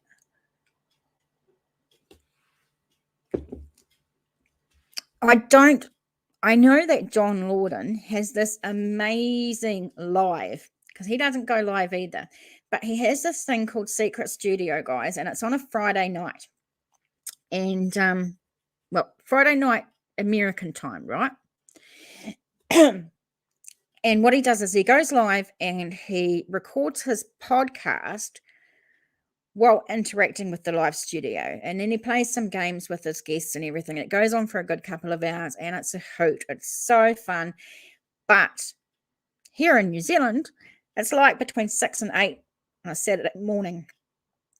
And, you know, even if I could drag my lazy ass out of bed at 6 o'clock on a Saturday morning, I don't know if I'd be in much shape to like talk and type and everything. So that's the only shit ass thing about it. But, you know, I love John Lawden. And yeah, that's great fun. Sean, hey Sean, haven't seen you before. No, they decided the couple might now be a separate case now. They said they jumped the gun on that one. Interesting. Someone else just said that too. Julie just said it's been proven to be a separate case. So thanks for that. And I might, like Julie said, I'll have to go and see the John Lawden thing on it because I haven't. So if you're a true crime fan, John Lawden, Lawden Arts channel, he's amazing.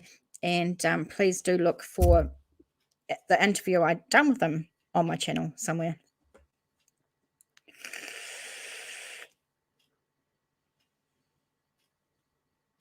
So what time is it in?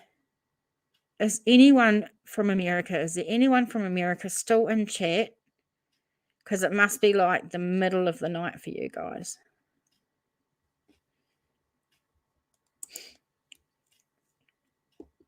I wonder what evidence they have to prove that. I take it that you mean what evidence for the separate case. You're going to have to go and watch the Lawden Arts.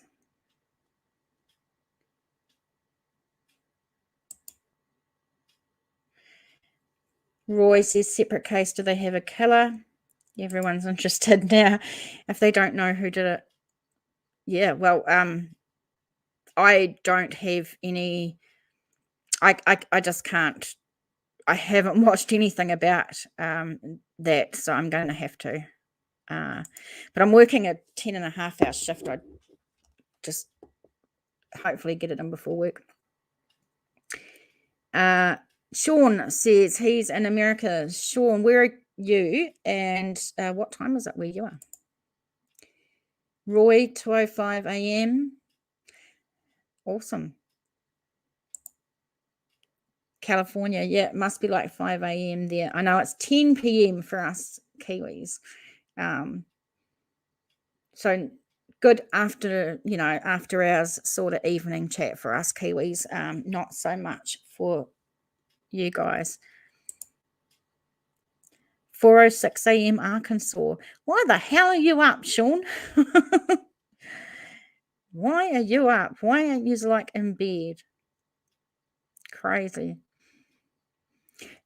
One of the reasons I went live is because, you know, sitting at home in New Zealand, the last so long watching this case and watching true crime on YouTube, and you get to a certain point when all the Americans go to bed and all the live streams stop, and then you're like, oh, okay, I don't watch TV. What am I going to watch now? And I thought, oh shit, I'll just go on and do a live because then we can chat with people when most Americans are in bed, I guess.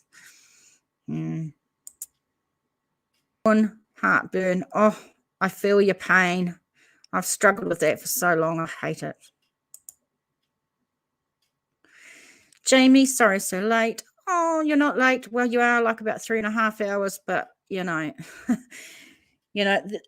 Jamie, I booked a live and then I cancelled it and then I figured out, bugger it, I'm just going to jump on live anyway. So it wasn't really a planned thing. Well, it was and then it wasn't. Oh, doesn't matter. Anytime you show up is the right time. We're just shooting the shit. We're not even talking about anything serious, I should say. We're just throwing ideas around, you know. Annie, I honestly don't even know what day it is anymore with this lockdown. Annie, I feel your pain. I am in the South Island though, so I'm guessing you must be up Auckland way. And I feel sorry. You guys in Auckland are carrying the whole of New Zealand, so we really appreciate that. Jackie, hi TJ, never made a live before. Hey Jackie, good to have you along. Do you know what? I don't do lives. That's why you've never made a live before. I do them very irregular. I think I've done like 3 in my life. So it's not surprising that you've never caught a live. Annie, TJ, you'll have to do some more lives. Yeah, I'm enjoying it, actually. Roy, I hope for Brian this isn't making a murder Netflix. Yeah. Well, it's gone a bit too far for that, isn't it? Sean, you all are still in lockdown. Yes. Yes. Half of New Zealand is in one stage of lockdown and the other half is in another stage. So half of us Kiwis can go to work. I'm an essential worker anyway. But yeah, we've got COVID that's made its way into our borders and we're trying to get rid of the bugger again.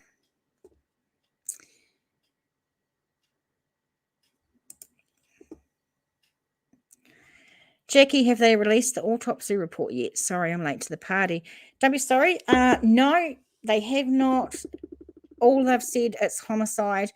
That's all we know. So the manner of death is homicide. There's been no cause of death yet, which is just another thing that's making the story, cooler and more mystery and intrigue and just another arm of it. You know what I mean? Annie, nothing compared to the rest of the world. We've been so lucky in New Zealand. So lucky. We've been able to keep, touch wood, we've been able to keep the old horrible virus out for the most part, but this Delta strain got us. It's around 5 a.m. here in Florida. Why are you awake, Donna? Crikey. Jackie, they said remains as opposed to body, though. Is that important? That's a very good question. I'm not aware of what they said or how they said it, and I don't know if it means anything. I don't know if anyone else got any ideas about that. And here I am about to go to Disney World. I didn't realize it was that bad over there. We have so many other problems here. There's problems all over the world. Go to Disneyland, go to Disney World and have a great time, Sean. Don't worry about us Kiwis. We're all right. Curious. Apparently, they won't release the autopsy until they have someone to charge, so it might be a while. I wasn't aware of that. Curious.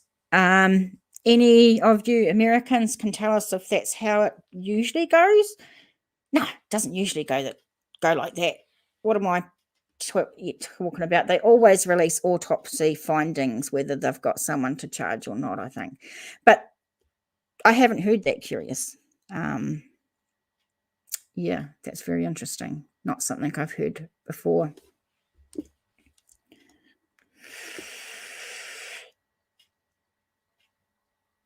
We've been, really blessed, not blessed, lucky, I should say, that we haven't had it as bad as some other places. Yeah. Annie, we've only had 27. Yeah. So in the relative scheme of things, we have been really, really lucky. That doesn't help, the people in Auckland that have been locked down for 7 weeks, and they have lockdowns. So all the rest of us in the South Island, we haven't had a case at all for a long time. So we're sort of going around wearing masks, but yeah. Curious, I heard it on YouTube, so it must be during Laugh Out Loud. Right. Actually, I'm quite surprised in this case, to be honest. It was different with the Summer Wells case. Here's what I found in the Summer Wells case. That was bonkers.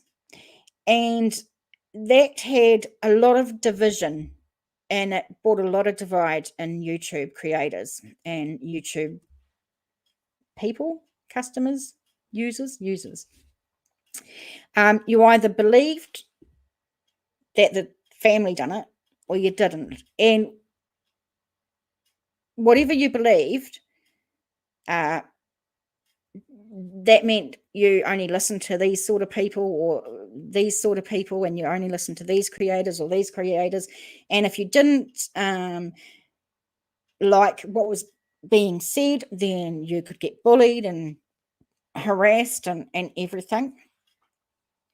It brought a lot of divide, and also there were a lot of rumors and speculation and stories, and it just, every day you heard something else, and it wasn't based on facts or probability. It was just something shit that people pulled out of the air that day about the case. That's in my opinion. The difference with this case, well, from what I've seen in this case, is that most channels, most people want to get as much facts as they can and speculate or have their opinions or think what they want to think based on the information that can be obtained. People want the latest and the right information. Are you getting what I'm putting down? Does that make sense? There's not as much speculation and rumors and shit being made up in this case. Most people are united in this case. They want the facts. They want, they're thinking mostly on the same lines. Whereas the Summer Wells case, that divided a whole YouTube, and that caused a lot of shit. Just my opinion. Sandcat remains mean the human body after death, according to Google. Well, Google, Uncle Google. So maybe that doesn't mean much. Just a figure of speech, they may have said it. Sean, the FBI will never say anything, at least until they have him in custody.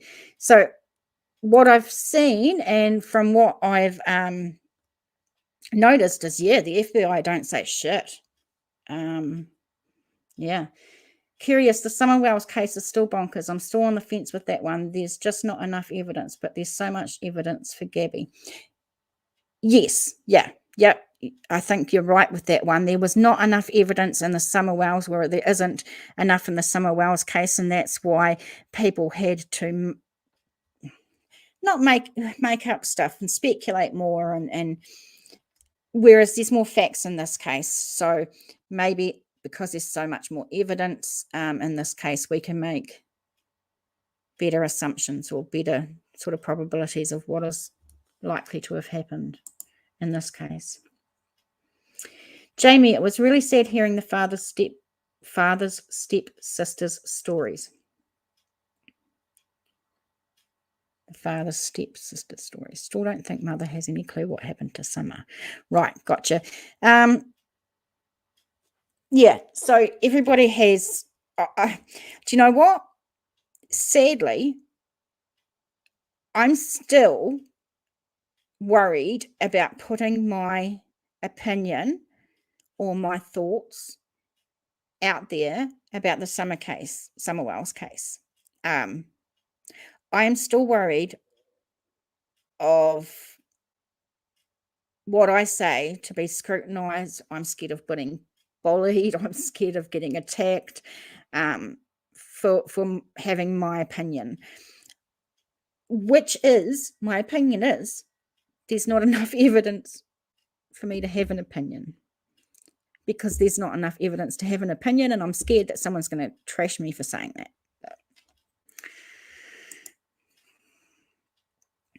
Agree, Summer Wells case is totally bonkers. A lot of crazy characters. Yeah. Annie, I don't know what really happened, but I don't believe the parents' story is true as they tell it. Everyone's entitled to their opinion about Summer Wells case just as much as they are entitled to talk about this case. But I think we have to be careful in the Summer Wells case because we're not basing our speculation off a lot of fact and a lot of evidence. And when I make assumptions or speculate or have an opinion on a case, I like to think that it's based on facts or evidence in the most part, rather than just, speculation pulled out of my ass or something. So my stance on the Summer Wells case, which I'm probably going to get bullied for, has always been there's not enough facts or evidence for me to make a decision. I do not know. And yeah, having that opinion shouldn't get me worried, but it does.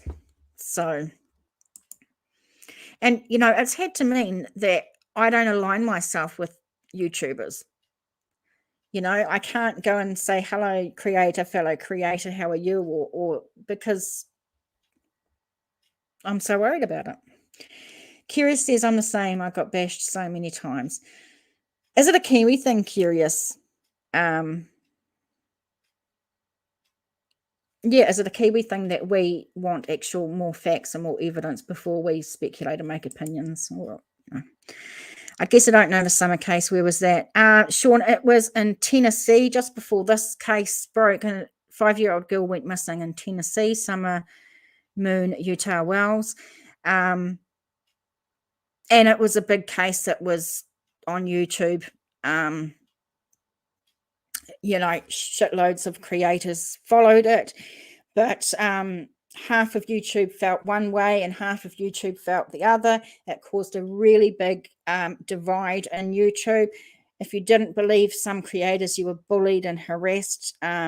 People were just, it has done a lot of damage, the way that case has gone down on YouTube. But I could never explain it enough. You'd have to go and have a look. Jamie says exactly, but it looks like someone who knows the area, maybe the property, either from knowing family or casing them out. I agree because it's so remote that, someone would have to know the property. So I agree that it's probably someone close to the family. Roy, another 17-year-old accusing Prince Andrew. Do you know what? I'm sorry, just my opinion, but it just doesn't really excite me, that story, to be honest. Nothing against you, Roy, but I'm not caught up on it. I don't know enough to comment. Annie, oh God, Sean, you've got a lot to catch up on. Have you got a year? I know, right? Summer Wells. Whew, where do you start with that? Manu, did you watch Comrade Jacinda announce the mandate for shop passports? We are entering dark times, folks. Just love you, Manu, but let's not talk about politics because it doesn't lead anywhere good.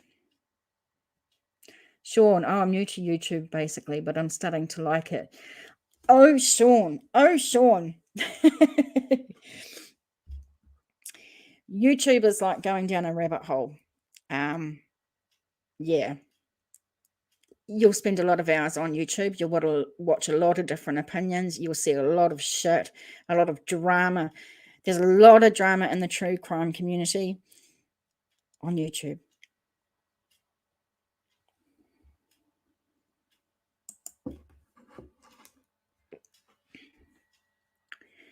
Curious, Sean, a very interesting case to look into. Yeah, definitely look it up.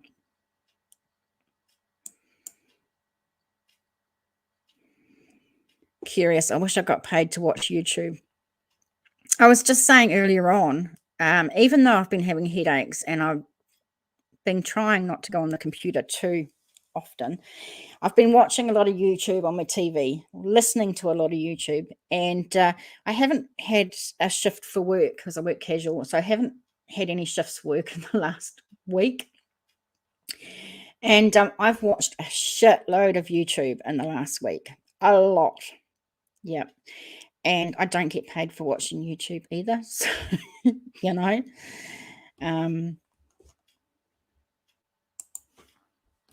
Sand, Lauren Dickerson. This is a truly tragic story. Lauren Dickerson. Is that another case I haven't heard of? I'm going to write that down if I can find my pen. You know, I had my pen around here, ladies. And men. A few men in here. Lauren Dickerson.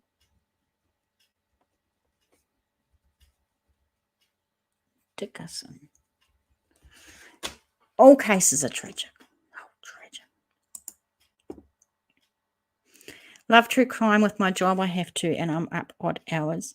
So, Sean, can we ask what sort of job you have? You don't have to tell us, but can we ask what your job is?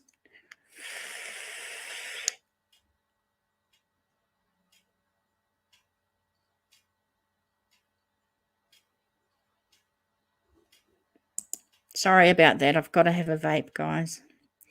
Roy, you should do this more often. I think you're doing a great job. Oh, thanks so much. I think, this is only like my 3rd or 4th ever live. And I think the most I've been on in any of them is probably just under an hour. So being on a live for 4 hours and being able to talk and make sense has definitely been something. That's definitely, I'm going to give myself a pat on the back. And, you know, I've got to tell you, in my videos, I wear a wig, and this is the first time that I've actually gone natural to online. So there's that as well. So I guess tonight I sort of broken my anxiety a little bit. Yeah, but hey, I couldn't have done this without you guys. This has been really interesting chat, really interesting. And I've loved hearing people's opinions and their thoughts. And I've loved it that we're able to discuss these in an adult way, in a respectful way, because it's not something that I see on many channels on YouTube these days. So I really appreciate that, guys.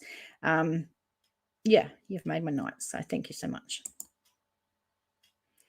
Sean says, I wish I could, but it always leads to more questions that I can't answer. I hear you. It's fine. Sankan, you look amazing. Oh, thank you so much. Julie, I think it's an Aussie thing too. I feel anxious when people just say outrageous things with no facts. Yeah. You know, you've got to have some facts to go on, don't you? You can't just base anything off. I mean, otherwise you're just pulling shit out your ass, aren't you? You can't just go around making shit up about people. Yeah, I don't know. You got to have something to base your facts off. That's just what I think. Yes, I appreciate having a small group. I have watched some YouTube channels when they have like a couple of thousand people and their chat's just going like this. And my eyes are going like, you know, like I could have a seizure trying to watch all the chat and keep up with it. It's just impossible to have a decent chat. It's all impossible to interact with your guests as well and answer their questions and talk to them. So, you know, I would take you 15 people over 2,000 any day of the week. Much easier, much nicer, much less anxiety. I feel much more relaxed and safe to share my opinion, you know. Curious at Annie, it's great not to be getting lost in the crowd. Yeah, it's good to be able to like say your bit or what you think, and then like, no, you're not going to get bullied or harassed for it for the first instant, but having people that are interested in hearing your opinion and to have a bit of a discussion about it. I really like that. Annie, feels like we're having a proper chat. Yeah, that's what I think. Yeah, I've got my coffee and my vape and we're just chilling, just talking, you know, shooting the shit.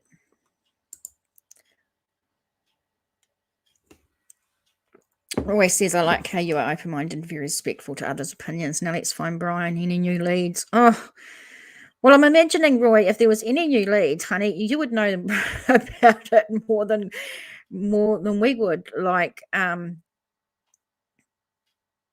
a.m. did you say it was in America? So I guess they're not going to have any news till a couple of hours yet, until America wakes up. We can find out, you know, what's next going to happen. Is Cassie speaking finally going to make the parents talk? Or is Brian going to see how much shit his sister and his nephews and nieces are getting, and how much this is destroying their lives, and actually turn up and be a fucking man about it and come forward, you know, to put them out of their misery?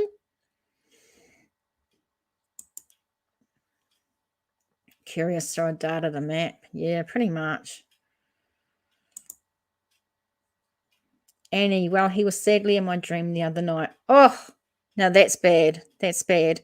You know, I see the truck when I go around and the van and that, but if he's in your dream, I don't know. I'm not usually a person that makes fun of people.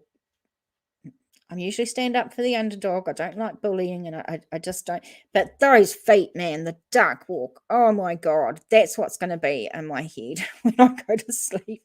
It's this duck walk, and I won't be able to sleep because I'll keep waking myself up laughing. I just know. It's a nice day to catch Brian. It is a nice day. I think we need to just wonder whether he's going to be found in someone's house, whether he's going to be found in the Appalachian Trail, whether he's going to be found in the reserve or Fort Tasoda, or alive, dead, in another state, in Florida, in another country, in America. I mean, who knows? Who knows? Roy, look at the video of the door closing on the van. Oh, yeah. Yeah. Actually, no, I'm not going to say it, but there's some good videos out there. There's some good videos out there. Duck feet. I know. I shouldn't be so like a nightmare. Yeah, I'm trying to sleep and you've got these duck. You guys have to go see it. You have to go look at body cam footage. But if you go on to like YouTube and type in Brian laundry duck feet or some shit like that, it's bound to come up. Sandcat, we have a van like Brian's in town too. I never noticed it until a story broke. I know, right? We're in New Zealand, and why do we think that van's going to be over here? I don't know. You do a great job. A great job. Thank you, honey. Can you imagine being his parents' neighbours, the plane flying over and the protesters yelling all day? Well, I mean, we do know that there was a fight between one of the protesters and one of the neighbours the other day. It was caught on camera and someone was arrested, but that's as far as I know. And this guy wasn't direct neighbours, but he was living down further. I've been told that some neighbours have moved out and the press have like moved in so they can use the facilities and camp outside. I don't know if that's true. I've been told that some of the neighbours are getting pissed off, which I can understand. There was some lady that's recovering from apparently cancer and her chemotherapy, and it's mucking up all that. But then there's other neighbours that apparently have said that they support it. So who even knows?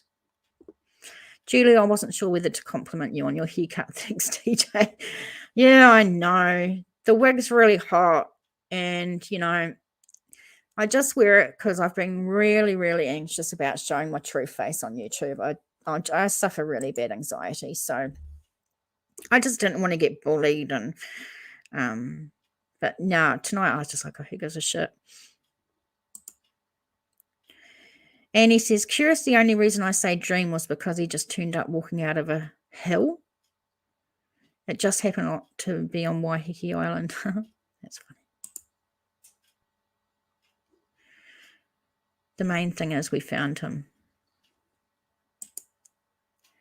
Jamie, some of them are renting out their driveways and houses for a lot of money.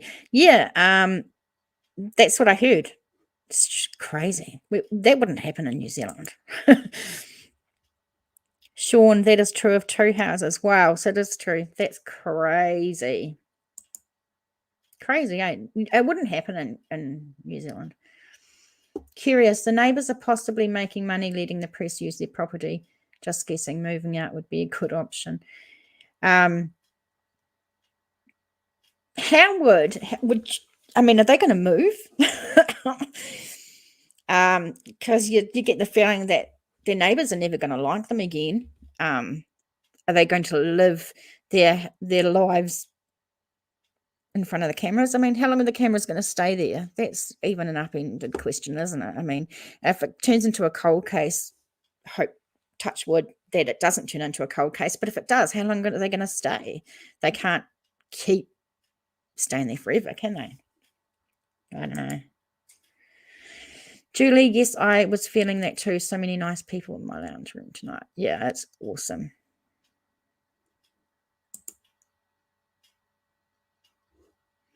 How do you respond to other people on here? Curious Kiwi just told you, if you put the sign, see the sign? Before you type someone's name, their name will come up and you can just, if you do that, yeah. And it's used all across the YouTube platform, so. Saint Cat, Kiwis are a little bit English with their approach to things. Yeah, I think I get what you mean by that. Maybe not as liberal as the Americans, or maybe we're a bit more conservative. Yeah, I'm just thinking, I don't know of words that would. Curious, the neighbours were belting out the song Dirty Laundry today. Oh my God, were they? Oh, that's funny as shit. I don't even know what song that is, but that's funny as shit. It wouldn't happen in New Zealand. It just wouldn't happen. I don't think you'd be allowed to. And I think we're too lazy as well, to be honest. I mean, we have, on my channel, I have done a video about the appalling statistics on child abuse and child homicide in New Zealand. We've got appalling statistics. And I quite often on my Facebook page, because I have got a Facebook page, guys, New Zealand Mysteries, and I will keep New Zealanders, mostly Kiwis, up to date with this stuff on my Facebook page. And one of the things that pisses me off the most is when a baby gets killed in New Zealand and the family hunkers down and no one says anything. No one says anything to law enforcement. It gets done all too frequently here in New Zealand, and I think we're forgetting that. And I'll have a rant about it. And Facebook will go off in New Zealand about it. You know, there'll be thousands of comments about it, but that's as far as it goes. After that, the stories die and, you know, people carry on.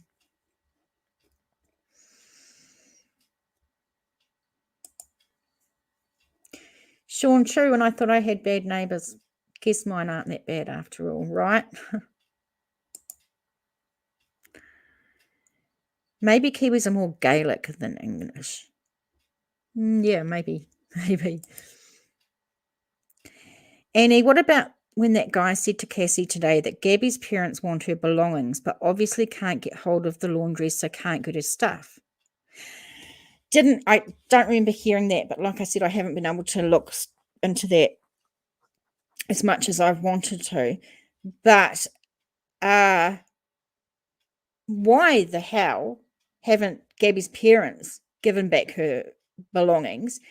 And if they didn't, why the fuck can't the FBI? Surely that's just something simple that they could do for the family and get Gabby's belongings. That makes no sense to me. My family come from Scotland. Half of my ancestors are from Scotland and half of my ancestors are from Ireland. So I've got a bit of both.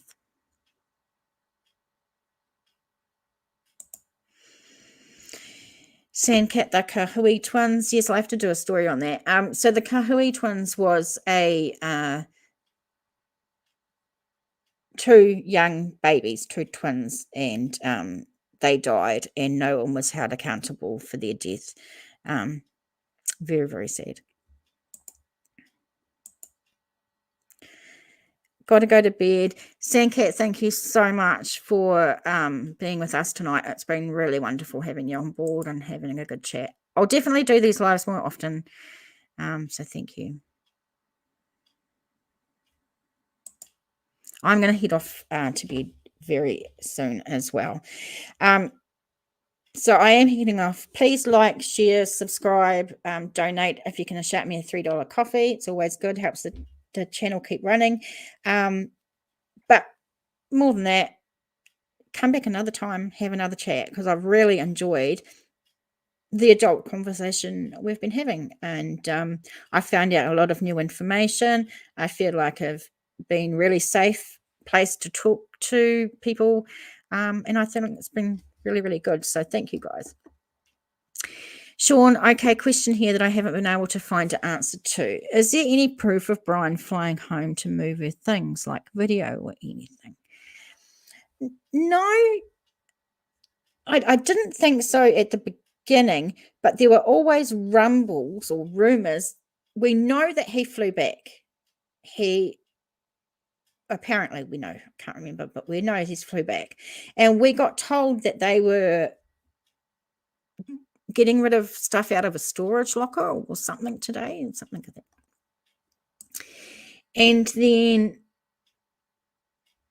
Cassie said today that, yes, he did fly back definitely on the 17th, but one of the reporters or whoever it was asked the question, do your parents have a storage shed or storage locker or something? And she said, yes, they have a storage locker.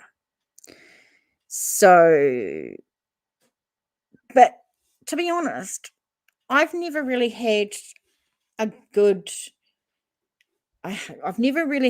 source of information on that, Sean. So it might be worth something, that I look into for our next live. 17th through 23rd. I'm going to look it up and have it on my next live, I think. But what I'm going to do is say good night, because it's 22:11 and I have work tomorrow. And I need my sleep, especially my beauty sleep. I need a lot of that. But hey, guys, this has been so great. This is like my longest live ever. And with no wig on, I haven't felt self-conscious or had any anxiety. I felt really, really comfortable. I felt like just hanging out, having a chat, and being respectful, being adults, and I've just really enjoyed it. So thank you so much, everybody. You guys are all wonderful. And if I do it again sometime soon, please come and join me, because I'd like to all have you back. Have a look through the videos at some stage if you can on my channel. I'd appreciate that. And if you want to, nzmissing@gmail.com. New Zealand Mysteries is on Facebook, so you can always join our Facebook group as well. Love you all. Thank you so much. And I'll see you next time. Get some good sleep. Bye, guys.